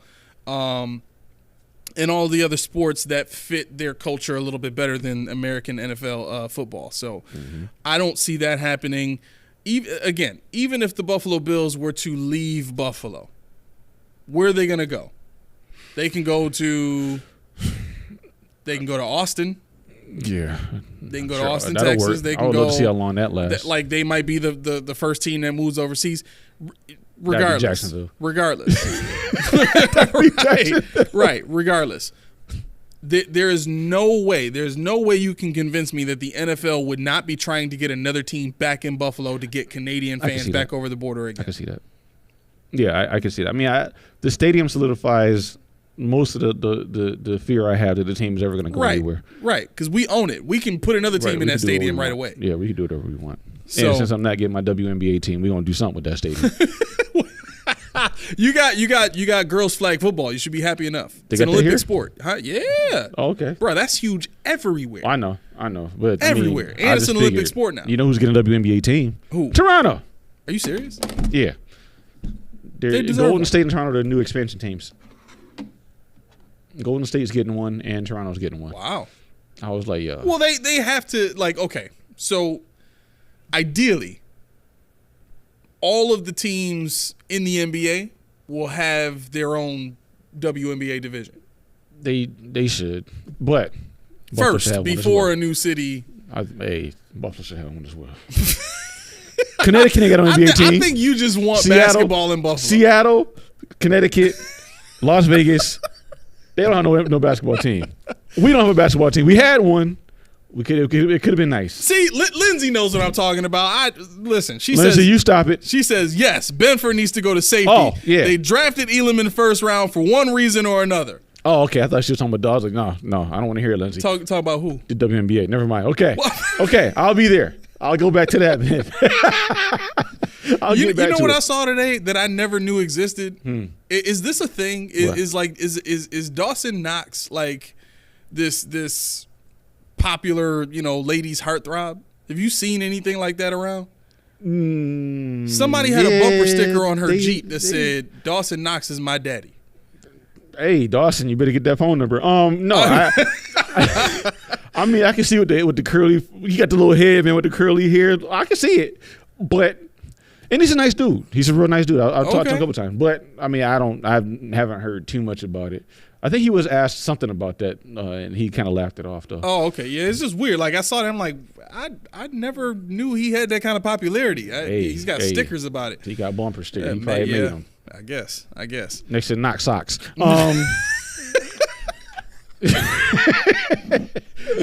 Knock socks. Is there a commercial out for that? Is there an advertisement? You never been out to Wakeman's? They sell Knock Socks. Laura says Knox is my daddy is hilarious. Hey, he's my guy, but not my daddy. Roy, why did you have to say that? Roy says Benford is a starting caliber cornerback. Don't mess with success. Well, I was going to say that. I didn't want to get him going, though. Huh? I was going to say that, Roy, but I didn't want to get him going. I didn't want to get you going. I was going to let it be. I was going to let it be. This might single-handedly put Levi Wallace back on the list. No. Heck no.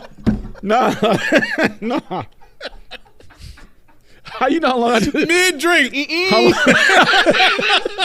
How long I toiled to get him off the list, and now he's going back on? Yeah, well, because like what pisses me off about this is Benford is not a terrible safety, but he's in the most safe position on the Bills defense, period. It's where Levi Wallace lived for 3 years. But is it safe now that we don't have the two guys behind him that was insulating everybody else all these years? Yes. Is it the safest? Yes. We're talking about Mike Edwards and Cole Bishop being the starters? Yes, Okay. because what ends up happening is the corners don't get exposed in that system, the safeties do. And now all of a sudden you start getting where that cover one safety was supposed to be, he might not be, or he might get fooled in within their disguise at the beginning of the play and not be in the right position. All of a sudden, ball's going for 60 yards. I think for me I think it's a cornerback issue as well, because Micah Hyde and Jordan Poyer didn't get enough credit for doing two men's jobs. They were the blanket guys, but they also freelance in the back way more than most safeties in the league. So, I mean, I hear what you're saying. I get it, and yeah, I would be looking for DeMar Hamlin and Mike Edwards and Cole Bishop until they tell me not to. But I still think that the responsibility of Benford and even Rasul Douglas will be greatly increased. Now that we don't have the insulators, the safety guys in the back that everybody's afraid of. Those two guys were single-handedly a no-fly zone for, 7 years, 8 years? So it's going to be different. Yeah. I like the point about Rasul Douglas. I think this might be an interesting idea if you're going to let your safeties be a little bit more aggressive and make plays, right? The scheme they had before was, disguising with the safeties, more so backing up the corners, because they played a lot of cover 3, they played a lot of cover 1, quarters, you know what I mean? Like those type of zones, right? And in those zones, the corners, it didn't seem like the corners either took the freedom to or had the freedom to go make the play. That was more up to, the trust that was in the safeties to go make the play. But if you've got a Benford who's played safety and you've got a Rasul Douglas who's a great zone corner and has already shown that he can make plays in the system, maybe then, now you can kind of see this year, okay, maybe the corners are going to be the ones making the plays that, Poyer and Hyde were making before, and the safeties are kind of just keeping everything in front of them. But again, Cole Bishop needs time to grow into that. I don't think he's he wasn't that guy in Utah where he was just making plays all over the field. Against the run, okay, I could see that. But for him to make the kind of plays that Micah Hyde was making or Jordan Poyer was making, I don't see him coming in right away to do that, right? Sunny Sun Brian is saying Justin Simmons is available. That's something I would absolutely do, but we don't have the money to do that, right? So if I'm stuck with trying to put the best players in the best positions that I can, I'd like to go back to what we already had success doing. And I can do that if I have Cole Bishop playing the Jordan Poyer role and I put Benford in that Micah Hyde role, which allows me to get Elam on the field like he should be, and Rasul Douglas is either my number 1 or number 2. It doesn't even matter at this point. Can he play safety? Rasul Douglas? Yeah.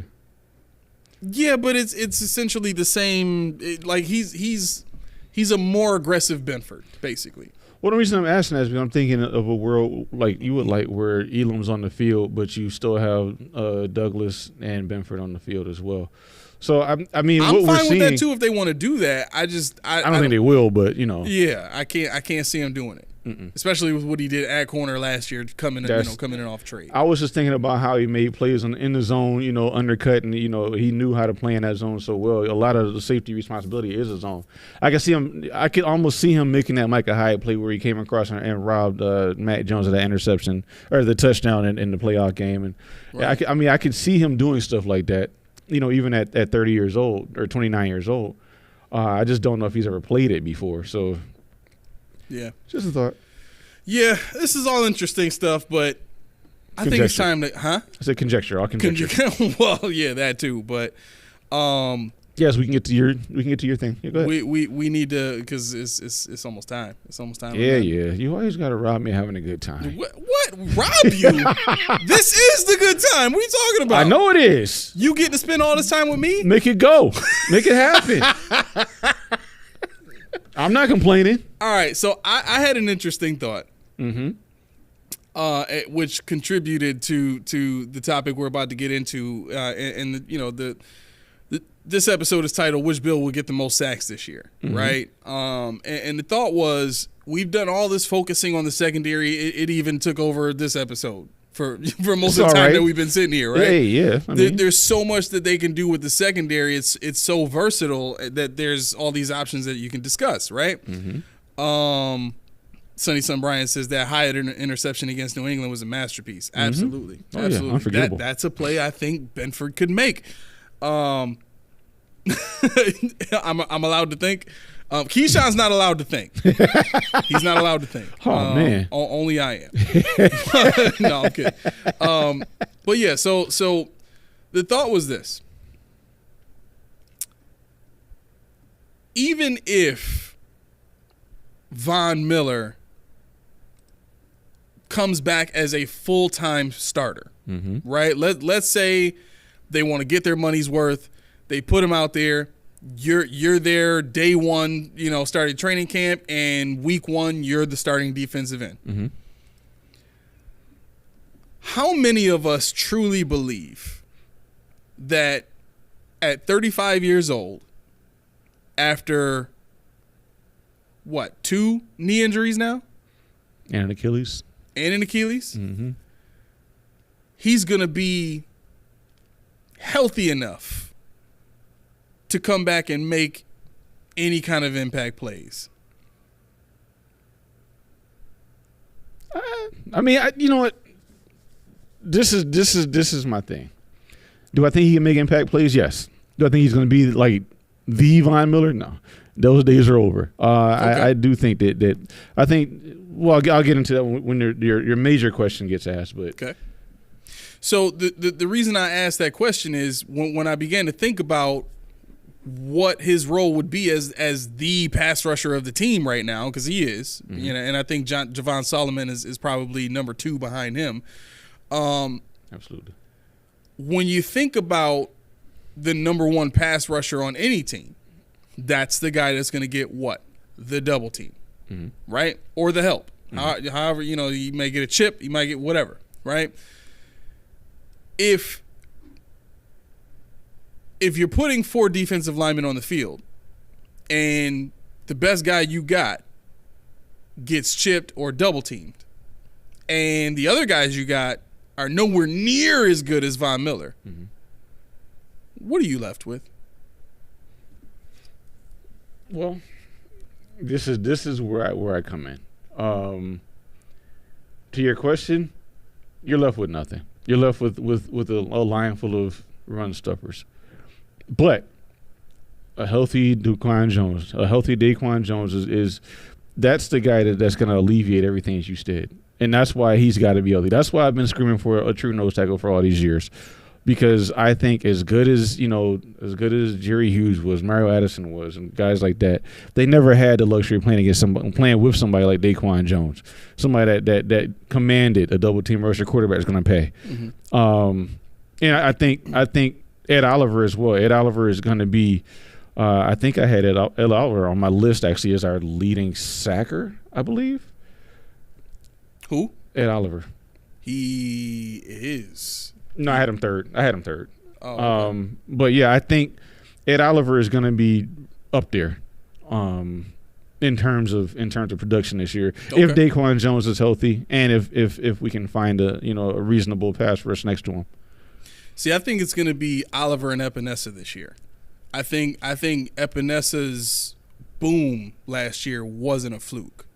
I think he figured it out. I think he got used to his size. I think he got some additional skills up under his belt and perfected them. And then as he began to progress, I think the Bills looked at that and said, if we want any shot at re-signing him, we got to take him off the field. Because for him to have 6 sacks in the amount of time that I think he had 6 sacks in what, the first 10 games? I'll look it up, but yeah, it was something like that. I was looking more so at what his snap percentage was last year, 41% of snaps. So that was his highest output of his career. Right. Yeah. But even in that, I'm looking at, okay, you had Greg Rousseau, you had Ed Oliver, you had Daquan Jones, and Von Miller wasn't Von Miller, so Von Miller wasn't even on the field all that much. Epinesa was the main guy taking over those snaps, right? Mm-hmm. But if he's only on the field 41%, what does that tell you? He's probably getting subbed out more than the other guys are. Why? Yeah, I mean, to me, I think my issue with him was that he was a situational pass rusher. And I think that's where my biggest pause was with him, and I have to take a look. I really want to examine it. I didn't think about what the percentage of snaps he got in the games where he got his sacks, because that tells me something as well. But and he had, let's see, off the top, he had 2 sacks in the game where he played the most snaps of the season. So 67%, he got 2 sacks. Okay, and that was against Jacksonville. So, I mean, I don't know. I'm not as high on Epinesa as you are and some other people are. I still think Javon Solomon, to me, is going to be the edge rusher that's beyond edge rushers. It might not be off the rip week 1, but I think he's going to come into his own and really figure out where he stands in the league, and he's gonna take over. Okay. We got a few comments here. Steve says Von could be Bruce Smith on Washington. It could work if Rousseau has a prime contract year. Absolutely. That's what it would take.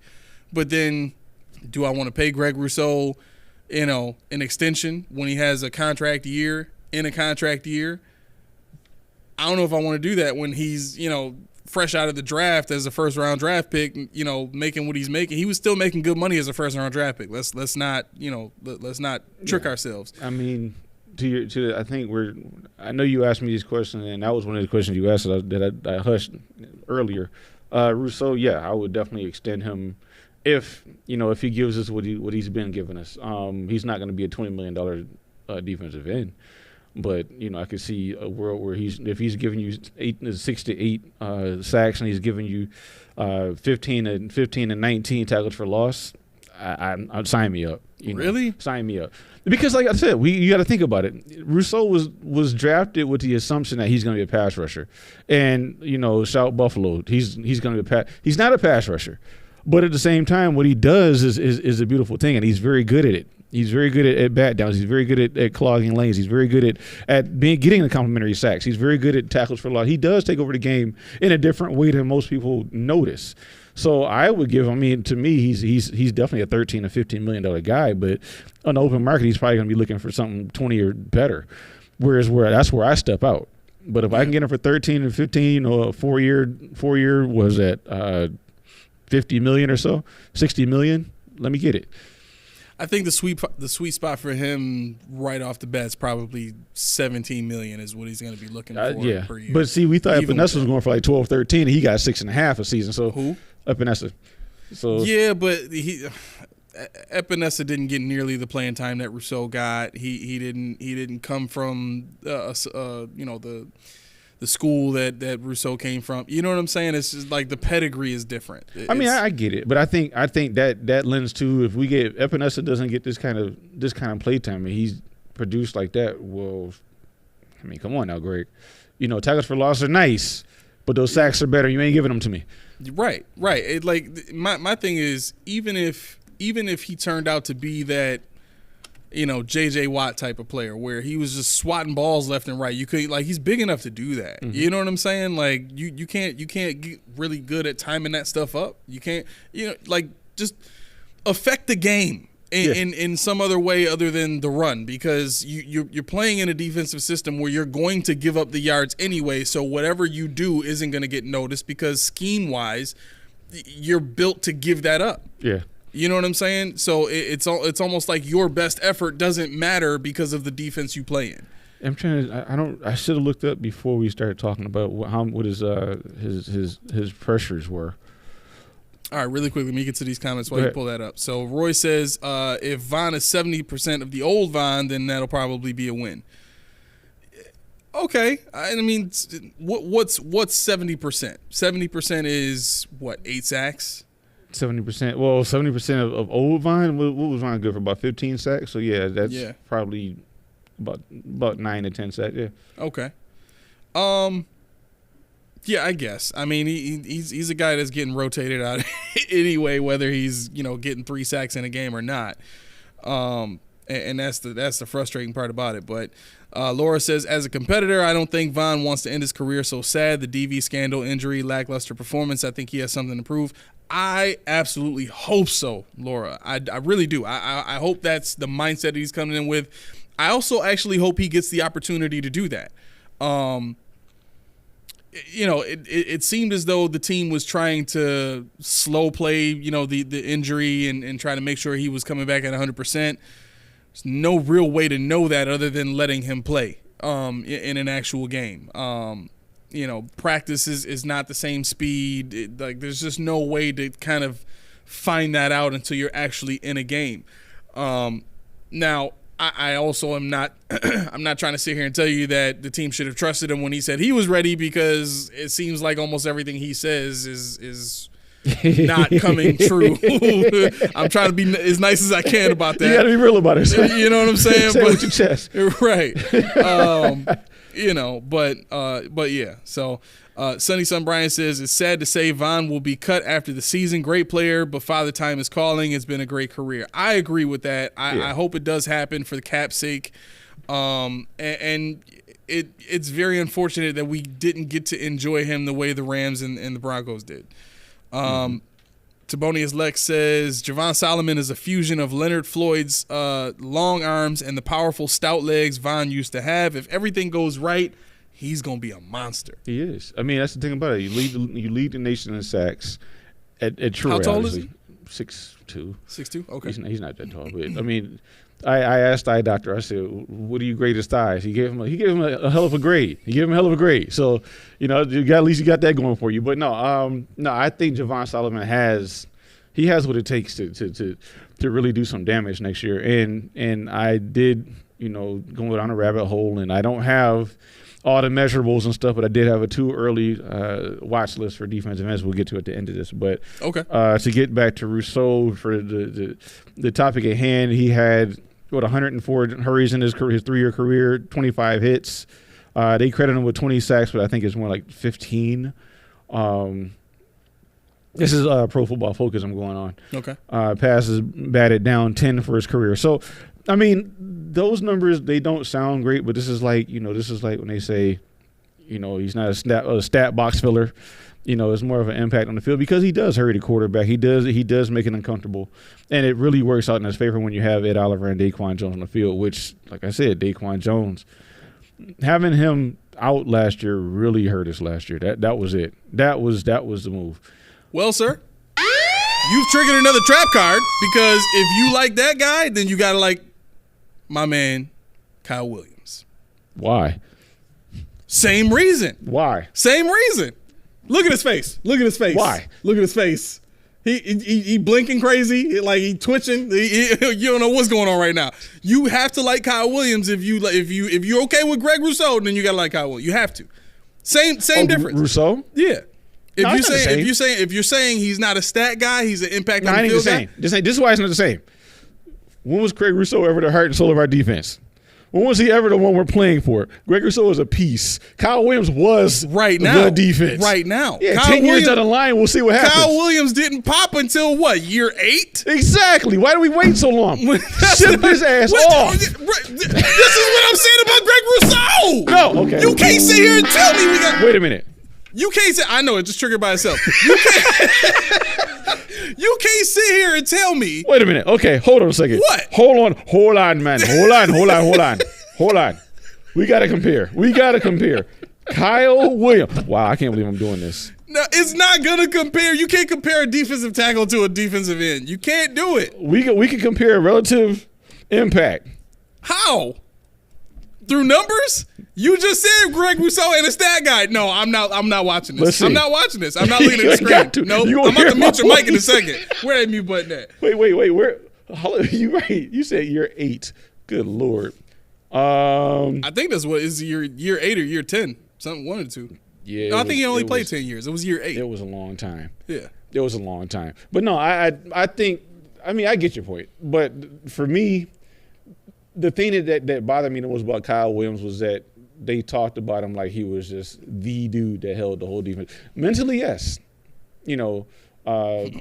Culture, I guess we want to say, yes. Mm-hmm. Father Williams, yes, great guy. But his reputation preceded what he actually did on the field. Bruh, he was the most consistent impact playmaker on the defense. Dang it, you said impact. He was did. Most consistent. He did. But they were sorry, too. Okay. Bruh. They were sorry because they never had a quarterback. No, the defense was sorry. Because Kyle Williams was their best player. Okay. All right. Listen. I'm snapping back. If you like Greg Rousseau and you say what you said about Greg Rousseau, then you got to like Kyle Williams. I ain't got to like If you saying it, no, you have to. It is mandatory that you do this. I am not letting you out of this building until you do this. I don't care how late you are to work. The show is never ending now, people. We're going the entire night. I hope you're ready for a 6-hour podcast. No dinner, no nothing. Ain't nobody going nowhere until Keyshawn likes Kyle Williams. Well, we'll be here for a while. Junior, how long before you turn 40? We got a while. Take a bathroom as break. long as it takes. You saying it's going to take you 20 years? It's going to take a while. It's going to take a while.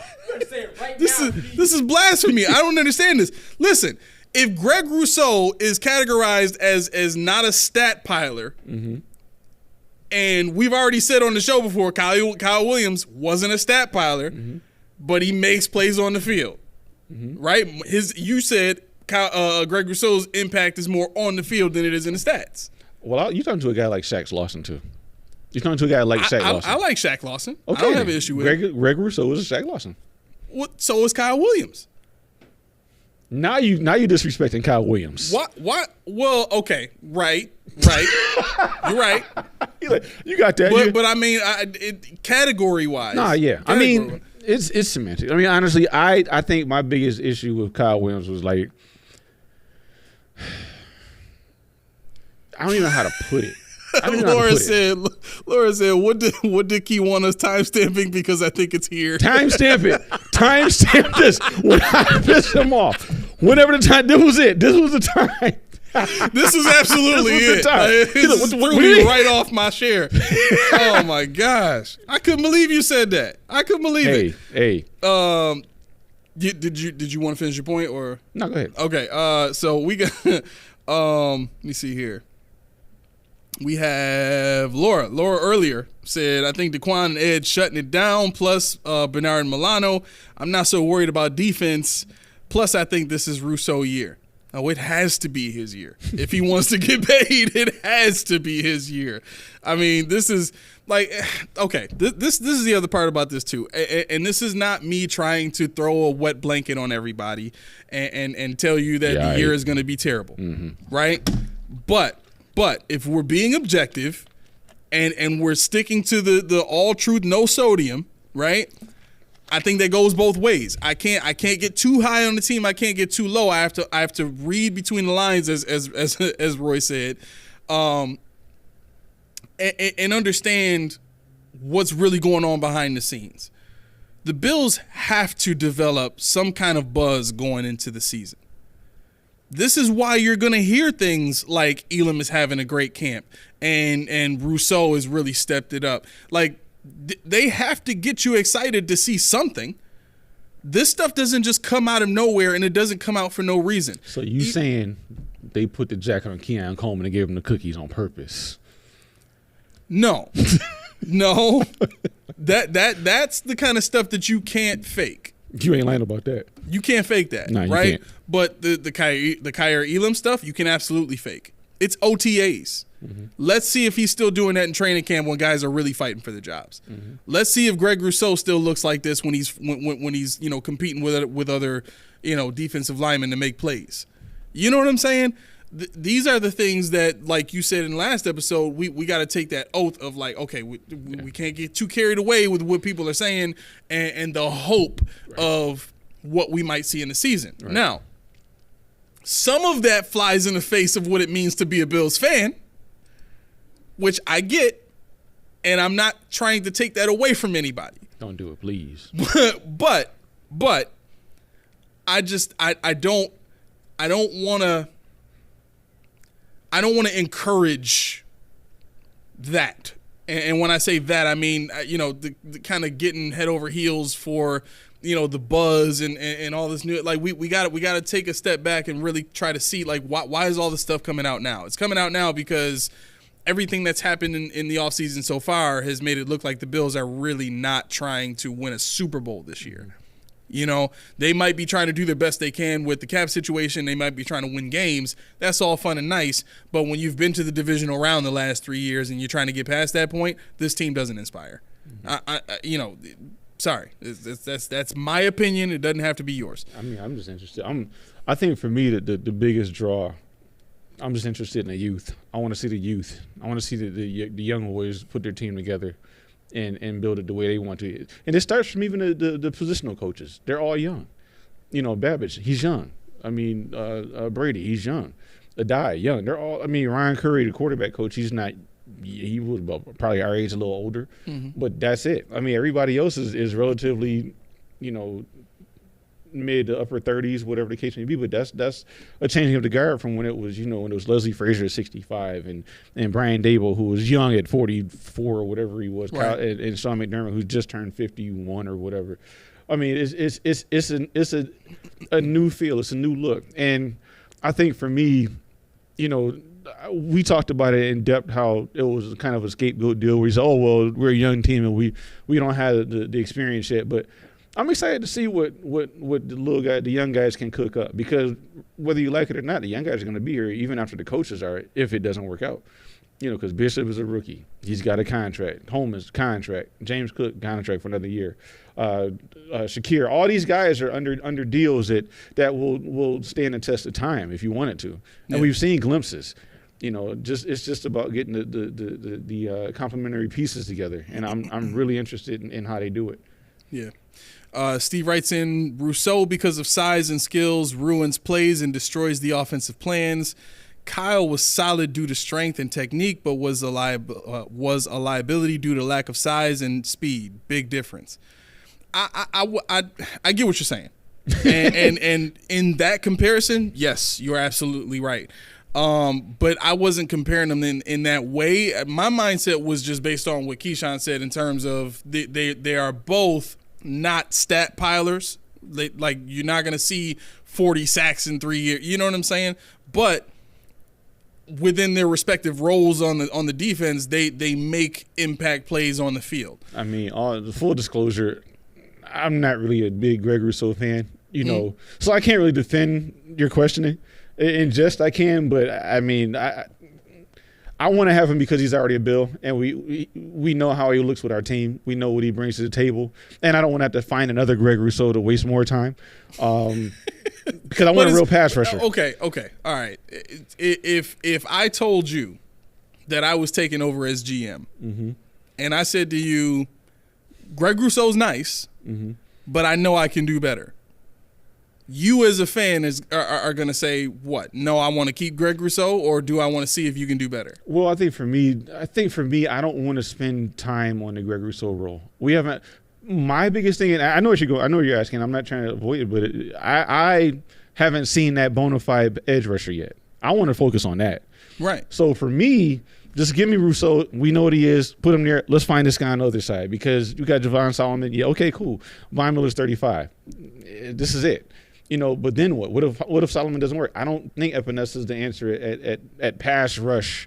I think he's a better pass rusher than Rousseau, but I still need more.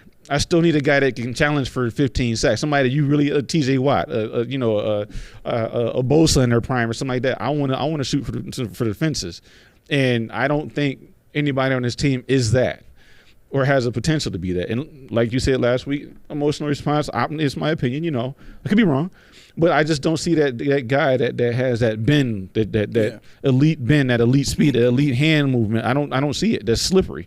And that's what I want. So if you give me Epenesa on that side, cool. But I want to focus on this guy. See, for me, if you said, if you came in and said, I can get you better than this, I'd be like, but that's what the other guys did when they gave us Basham. They gave us Epenesa. They gave us Shaq. They gave us all these. Where's this guy? You give me a $20 million Von Miller, and that's what you did for me. They've been about as credible as Von Miller. I mean, honestly. No, it's true. It's true. But I think my mindset on it is, well, you know what? Let me read these next couple of comments real quick before I state my point. Royce says you need to hand in your Bills fandom card if you don't like Kyle Williams. Straight up. Hey, man. Hey, you can come take it from me. Come take it from me. Oh, man, Roy, listen, the door is open, bro. Just tell me when you're on your way. I'll go to the back of the building so you can handle your business, okay? Lord. You say you'll work me over, you'll watch it? Wow. What a friend. Oh, thanks, man. Wow. Thank you. Wow, you got to find a way home, sir. Well, once I get lumped up, I'll take you home if I can still see. I got you. Laura says, I don't know, maybe we don't have the name recognition or star power, but this team might surprise not just players. Brady, Babich, that referee dude keeping McD in line. John Perry, right. That was great. This is what makes this year interesting for me is we're at that point again where the team is not as good as it used to be. Now it becomes, let's see who pops. Let's see where the new budding stars are going to come from. You know what I'm saying? That's what I'm excited about. It's totally okay if that's what we're going to be excited about. But for anybody to be like standing up on a chair and screaming like we going to the Super Bowl this year, nah, baby, no. I'm sorry. Listen, it could happen. But the chances that it happens are so distant from the reality of thought on that. And again, I hate this because it sounds like I'm so negative on the team. It sounds like I'm so down on them and I don't believe in them. I want to be wrong. I want to be sitting here eating my words. I want that because what that means is the team the team will have done things different than how they've been doing it, which would lead them into winning that we haven't seen here before, right? So that's all I'm asking for. Can you do the things necessary to get away from the bad habits that you've had and grow into the good habits that we've seen all these other teams, grow into and win Super Bowls? Just do that here. If you could do that here, I will gladly get up here and fawn over the team. We've done it. We did it last season when the team was winning and all that. Like, we want to believe. I don't hate it. Yeah, I don't hate the team at all. And you want to shave your beard off. Yeah, I don't know about that. but I do want to be wrong. I would be super excited to shave my beard live here on the show if they went and won a Super Bowl. You know what I'm saying? Like that. That's where I'm at. But To get back to these comments, because I don't want to take up too much more time. We still got to get to sack predictions, right? Yeah. Okay. So real quick, Steve writes in, we need a roster upgrade everywhere other than QB. Get a better coach, and everything will be better. Hopefully, because we've seen here in Buffalo, it's very hard to get coaches that are good because every coach that comes here has to buy into the blue collar and hard and high motor. Like that's the issue. We have to change that first. We have to change the culture that we're buying into, the culture that we're paying money for. That's what we have to change first, and then everything else will go with it. That's honestly, just my opinion. I like you said about I'm going to take the pledge. I'm going to still take the pledge, but I'm seeing a culture change. I am seeing a culture change. Yeah, it seems like we are going in that direction. Roy says, I actually surprised myself by remembering his. Oh, I think he's talking about John Perry. Laura says, at the draft, I was like, oh, hell no, this year's a wash. Now I'm like, maybe not. Yeah, I mean, again, it's not a bad team. It's just worse than what we're used to seeing since day one. I mean, because the second that Sean stepped in here, we had a great defense, and the offense just needed a little bit of help. That's the thing. That's the thing I'm thankful for, because without pricing themselves out of the market, we'd be running it back again. We wouldn't. They're forced.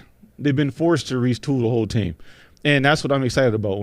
Unlike Laura, when it came to the draft, I was excited because I mean, you guys, I predicted Keon Coleman how long before he was ever drafted. Yep. Am I a huge Keon Coleman fan? No, but it made the most sense to me. But if you look at even my top 10 players, I think I had Keon Coleman, I got Khalil Shakir, I got Javon Solomon, Cedric Van Paren Granger, I got Cole Bishop. Those are on my list for guys that I think are going to be the new leaders of the new school. But I can tell you right now, it's bittersweet because it's a security blanket to have Jordan Poyer back there. It's a security blanket to have Micah Hyde. It's Trey White, the usual suspects. But it's about time. It's time. We got 20-year-olds that can make their mark on the team. We got 20-year-olds that it sounds like by most accounts are actually being heard, being watched, being evaluated for who they are. And not saying, okay, your time will come when we're done with these old washed-up players that we've had in the past. Van Paren Granger, I can't speak today for crap. But anyway, will he start day one? That was never a question that would be had in years past. Yeah. Cole Bishop, it was never going to. There was no conversation of anybody like that starting. If you took a number one overall draft pick for this team, Greg Rousseau started. Dalton Kincaid did not start immediately. It took Knox getting hurt. You go down a list. How many guys that they drafted were shoo-ins to start in day one?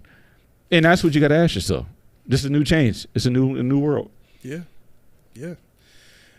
Listen, Lindsay, I might have to send you some beats or something. Like you might have to get something free from me right now. Like she said, we need a defensive line player to take over or change the complexity of a game. This is what it's supposed to. Thank you, Lindsay. Lindsay. That's what a defensive line player is supposed to be. Especially when you're playing in a nickel system where the defensive line is solely responsible for pass rush and run stop. Like, your linebackers is more coverage than anything else, so they need this defensive line to make those kind of impact plays in both the run game and the pass rush. Go watch Javon Sullivan. Go watch him. Javon Sullivan, watch him. Huh? You said go watch him? Yeah, to go watch him. So you think he's gonna be the dude? I think he could be. I really do think he could be. Okay. And that's the thing about it. That's what I love about it. There's no they're gonna screw it up after June 1. Wait. This is where you really see the belief system at, right? You willing to put some wings on it? Are they BBQ chicken wings? Yes. I'm getting a sponsorship with BBQ chicken. I'm telling you right now. I'm going to get a sponsorship. I'm going to name them enough times that people are going to go there and say, I heard about you on Wait, that's the actual name brand? BBQ? BBQ chicken. Yep. I didn't know that. Where's that from? It's on Flint Road. You know where Wing Nuts is in that plaza? Over there by the hotel? If you come out UB. Yeah. And you come up and it used to be Santoris. Right in the corner there. Oh yeah, the Wing Nuts. That's Wing Nuts. BBQ chicken's on the other side of that plaza. It's a little, you can miss it. Really? It's the wings are great. But the sign is no frills. You'll miss like, I'm not going there. I don't know why we went there. But, dude, I promise you, my mom is like, yo. The wings Let me get like those that? for Mother's Day. Wait. Is it like they cook them hard? Like They're Korean style wings. So, like, you go to Chinese, you ever had Chinese wings? Yeah. Like, they're crunchy, but on the inside, they're nice and, Ooh. but they're sauced, too. Ooh, you speaking me language. I think we all need to win to I'm go to having a fat BBQ moment right chicken. now. Huh? So, like I said, I do not have any affiliation with them, but let them know. Post Podium Podcast sent you because I am trying to get. I don't even want no money from them. I want a free wing package. That's all I want. So anyway, we're gonna get in business, and then we're gonna go there. We might gotta have have a party to do some there. sponsorship stuff with Yes, them. sir. I'm That'd like, be yo, dope. please, sir. 10 wings a month, sir. Sparkle in the cup, sir. No, but no lie, these wings are. I promise you, my mom. I got them for her. I mean, they're not the cheapest. Yeah. But I got them for her, and she wanted them for Mother's Day. She said, if you get me nothing else, I want those wings. So you saying all this to say that you think Javon Solomon is going to be that dude? And you willing to put some BBQ wings on it? Some medium BBQ chicken wings. Yep. Wow. Okay. You heard it here first. Yep. Oh yes, I did, Laura. I saw that picture. I did I send that to you? What? I don't think I did. The picture of CeeDee Lamb and Keon Coleman. Can we talk about that for like just a second? Go ahead. Now, did you see the video of him practicing with him? No. What do you think? I think he needs. I think he needs a good bit of work on his route running, because a lot of it was a lot of wasted motion, and he, you're supposed to be tighter and precise. And he just didn't have it yet. Like obviously, you see him practice with CeeDee Lamb, it's going to be a world different. Mm-hmm. But I think when you watch him, he's got high effort. And it's going to need to be crafted. He's going to need probably some off-season lessons, with Eric Moles or whoever, in order to hone it. Which obviously he's 21 years old. I'm not saying he sucks by any means. That's not what I'm saying. But I think this year you're going to see a guy that's going to need a lot of refinement in his pass rush. I'll send you the video. Okay. Because he's putting in work. It's like people were making fun of it because they were like, not him, but they were making it because of the quality of the field he was on, and they were like, yo. I guess you got to plan a bad feel like that to get ready for playing in New York, the Jet Stadium, and But it looked like a Stephon Diggs video. Yeah. But it wasn't quite a Stephon Diggs video, if you know what I mean. Jeez. So I'll find out, I'll send it to you. I'll post it on the page so you guys can take a look at it as well. Okay. The guy is out there working. Don't get me wrong. He's out there working. Laura, shame on you for the second half of that first comment there, and you should be sorry. LOL. I gotta look and see what you said. You probably can't be said on TV, but yeah. Roy, you might have to explain this one. He said Groot equals Jerry Hughes. Is that because of your point where Jerry Hughes never actually got the sack? He just kind of got the rush stats. I don't even know. I mean, production wise, probably, but skill wise, I don't think so. Skill wise, I don't put him, because Hughes was a finesse guy. He was a power to speed guy, or speed to power guy. I'm sorry, but I just don't. Production wise, on numbers wise, yeah, I'll give you that. Okay. Steve writes in, I'm Dave Chappelle looking at McDermott and his team at the haters ball. Hey. I hate you. I hate you. I hate you. I don't even know you, but I hate your guts. Why?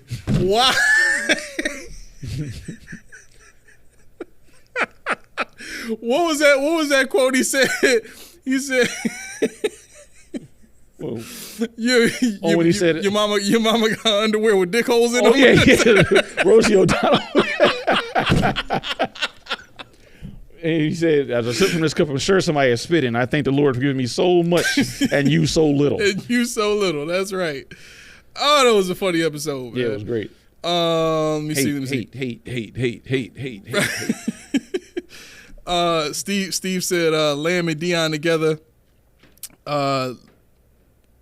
Lamb and Dion together lets you see what a difference. Yeah, oh my God! What a difference. Number 1 and number 2 to 3. Steve, don't do it. Don't do it. Please don't. Because I got killed last week for that very tape. No, this is what I'm saying. This is serious. This is what I'll say to that. Okay.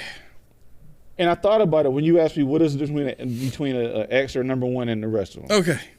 I think the difference right now is you can see the separation ability. I think you can see, just how they run their routes. You can see how they move. And that's what I'm talking about. You see Keon, he does a lot of this stuff. A lot of his arms outside his body and his legs are doing this wobbly crap. Okay, he runs routes like Stevie Johnson. So what? No, he doesn't. So I wish what? he did. But he's like the guy that, at this time, I don't care. It's like, have you ever seen that video? It was an Instagram video. I swear I sent it to you. It was talking about the guy who swore they said, yo, this dude's the fastest ringer-upper ever. You ever been to Aldi's and fastest what? Ringer-upper. You ever been to Aldi's? Yes. And you see how fast they go? Yeah. Well, this dude, he's like at Wegmans will say, he's doing this head motion, but he's doing it real slow. Like, dude. But he's moving his head real He's fast. doing like this. Dude. Yeah. So that's what I like. And it's like all this stuff, if he can learn to keep his arms inside and get his momentum going, which is what his coach is working on him with, he'll be fine. But yeah, you can see a big difference. But that's why. Oh, go ahead. You know what the problem with that is? He's doing all of this for y'all. He's doing all this for all the people that are saying he can't separate. Like he's doing this for y'all. He's doing this to make y'all have like his physicality is enough. That's right. Like I'm looking at Megatron. Megatron could body people. Right? Keyshawn Johnson could body people. He didn't need to be a precise route runner. He could just box you out and get the ball. And I think Keon Coleman has the ability to do that. I think that to me is what gets missed with his game is he's 20. Yeah. He's 20. He hasn't even fully grown into his frame. Imagine what this kid is going to look like. He's 215 now. Imagine what he looks like at 220, 225. Yeah, you know what I'm saying? I'm reserving. I think that's fair to say he's a rookie. It's fair to say. Yeah. Who was it, Steve that said that? Mm-hmm. Yeah, I didn't want to open up that wound again, but I think he can get there. I just don't think he's going to get there maybe even next season. I think it's going to take a little bit. I think he's going to be productive. Yeah. Like I said, I don't think he's going to be lower than a third on receptions and receiving yardage. So I'm not saying he's a bust. I think he's that guy that's going to be a possession wide receiver that goes up and gets it, makes the tightrope catches on the sideline and plays keep away. And I just want to see somebody next to him that naturally can get the separation, can run routes like a Khalil Shakir or somebody like that. But that's not a knock on anybody that we have on the team at all. Yeah. All right, really quick before you get out of here, sack predictions. Mm-hmm. What you got? I don't have anybody getting more than 10. Nobody gets more than 10. No, I have. This is what I have. I have Von Miller. I didn't put the numbers down, but I'm gonna say Von Miller gets you. I'm gonna say he's gonna give me 8 this year. That's the exact number I was thinking. Is it really? Yes, it is. All right. Number 2, I have Javon Solomon. Wow. I have him at I'm going to say I'll say 7 for him. Oh, wow, that's high. I had him at 4. I don't think he's going to get the opportunities. Right. Yeah. I think him and Miller are going to play tandem a lot. So depending on how Miller's legs are and what he really can do, I think they're going to tandem. But I think that's going to be the sole That would be dope. There. That would be dope. I can see it. Oliver, I think Oliver's going to have – actually, I think Oliver's going to have probably an 8. Epinesa, I think he's going to dip a bit. He may give you think he's going to start and be the primary end. So ours is going to be different, but I think he's going to give you, 5, maybe 6. Rousseau, I'm going to go Rousseau is going to give you 5. Dwayne Smoot, 3.5. Dwayne Carter. Has Rousseau ever gotten 5 before? Yeah. Okay. Yeah, he's taking a step down because he's had what 7 in the season. He had 5 last year. Okay. I'm gonna say Dwayne Carter's gonna get you 2, maybe 3. Wow, you giving Dwayne Carter some burn too. Yeah, Daquan Jones is gonna get you. I'd say he'll get you 2 as well. Okay. I think Rousseau in a contract year. I think he's going to get more than 5. I would not be shocked if he ends up being that guy that gets you 10 sacks. If he got 10 this year, I'd be like, blasphemy. I'd be like, no. Really? I'd be like, strike it from the records. This isn't real.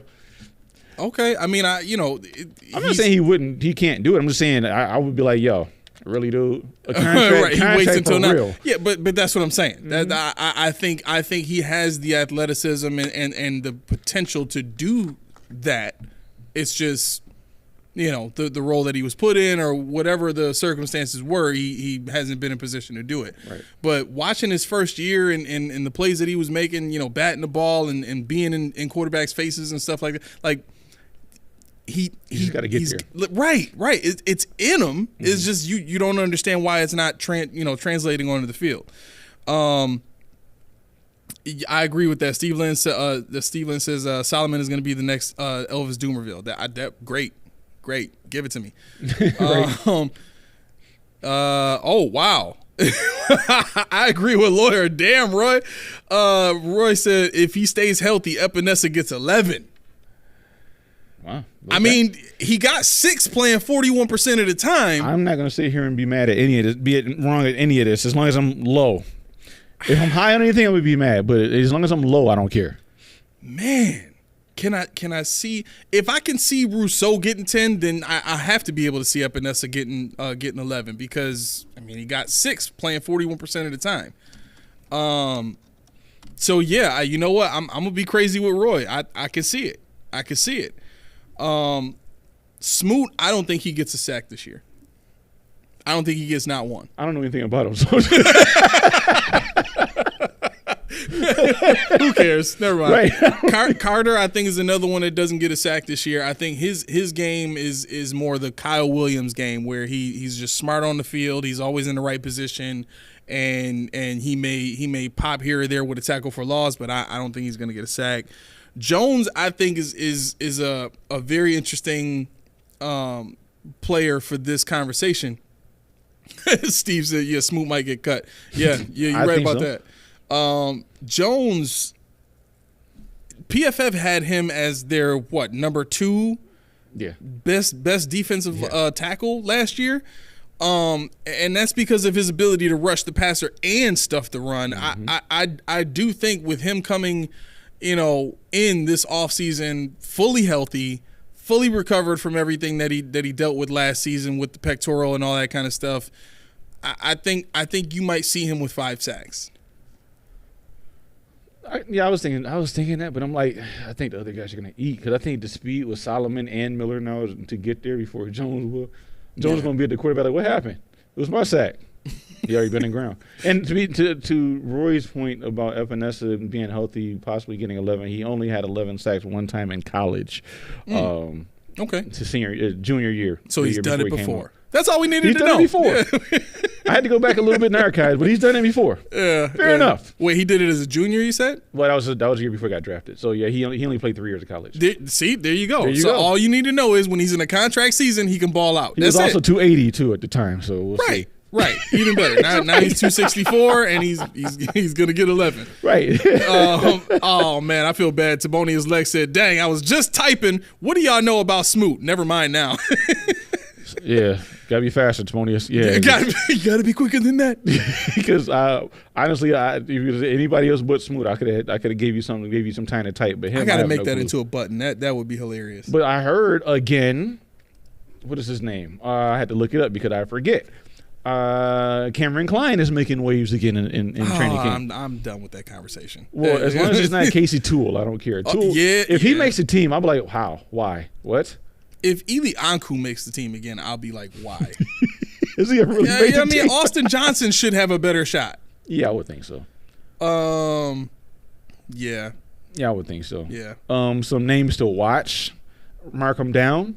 I have Kamen Rucker from University of North Carolina. He lives in the backfield. He's very, very disruptive. Michael Williams from Georgia. He's a 19-year-old, 6'5", 265. He's got really good awareness, and he's got good hand talent. His counters are good. He's only going to get better. Prince Uman Milan. He doesn't have a bend, but he's crafty and setting up his moves. So, in other words, he's got a good knowledge of power to speed and speed to power. He doesn't bend, but he plays offensive line for a fool. He's got a high motor, so even when you think he's done, he's not. So the Greg Rousseau replacement? Yeah. Well, I don't know how big he is. That's the thing about it. I didn't look at their size. I'm just going off the top of my head. Nick Scorton from Purdue. Now this guy, you actually might like him. He's a power rusher. I think he's 6'3" or 6'4", 270. This man, his spin move is out of this world. I mean, it's criminal how good his spin is. He's got violent hands. He got a big body, and heavy. Like I said, heavy hands. So I want to look at him for the season. And my under the radar guy is Ben Bell from Texas State. If you can find any footage on this guy, please send it to me. I did a lot of reading on him, and I'm interested in the fact that he led the league. To college football in 2025 draft eligible players. So what that means is everybody that played last year that's going to be drafted next year, he led them all in sacks. So there's that. I'll take the Dwight Freeney dude. Yeah, I mean, if you saw Nick Scorton, you'd be like, yo. I'm about to go watch some tape on I'm gonna send it to you. I'll send you some. Yeah, I got you. All right. That's all you got? Good. You good? I'm Okay. good. All right, cool. So that brings us to. It's muted too. Is it? I muted it because that video is on the okay. bottom. I ain't wanted to. I'm going to turn this down just a little bit. Yeah, that should be good. All right. I want to thank everybody for tuning in. I'm going to get this out before I get to the actual music, just to cheat the system a little bit because Outside Looking In ain't here right now, I don't think. It was just for this part. You're right, he did. Just tuned in. Over. But yeah, seriously, thank you guys for chatting with us, hanging out with us, and being patient with my what seems like anti-Bills rants. He's getting better. There he is. He said, "I'm here." Oh my gosh! All right. Sorry. This is your part of the show, baby. You ready?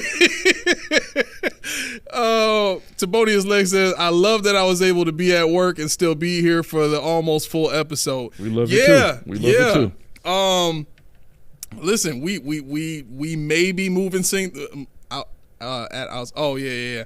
We may be moving some things around schedule-wise. I got some stuff that's going to be changing work-wise with me, hopefully soon, but I'll keep you guys posted. So if that means that we can get in on Tuesdays or just get in a little bit more frequently so that, so that our friends like Tibonius Lex, who have schedules like he does, can, spend a little bit more time with us, we'll absolutely be doing that. With that said, if you are hearing this music, you know what time it is. It's time for us to get running out of this piece, and I got 90 seconds to do it. So what I need everybody to do is simply tap that like, subscribe button. It's not one button, it's two. I know you know that already, but the way I said it. But yeah, please like, subscribe, hit the bell, make that thing. Ling-a-ling-a-ling. So that you can get notifications when we send notifications. We actually did not yesterday, but in my mind, I was thinking, our people are smart. They got to know it's a holiday. We probably not going on yesterday. And you all got it. They you all be here. cooking. So, yeah. All right. Listen, if you haven't already, my oldest son, Junie, has his own podcast, Basketball Truth and Knowledge. The man eats, sleeps, and breathes basketball. He has a new co-host. Is that right? Yes, he has a new co-host. So it is him and his co-host, and they about to start wrecking shop. That show is only going to keep growing. It's only going to keep getting better, just like we are. So if you haven't done this already either, please recommend us to a friend. Just hit the share button. Just send it to somebody that you think might like it, or somebody that you might be debating with about a Bills point or something like that. Send them over to us. We'll take care of them. All right. That's been it for us. This is the Post Podium Podcast, home of the All Truth, No Sodium Takes. I've been your co-host, Aramis. This is Key. I did it outside looking in. Peace. Peace. Roy.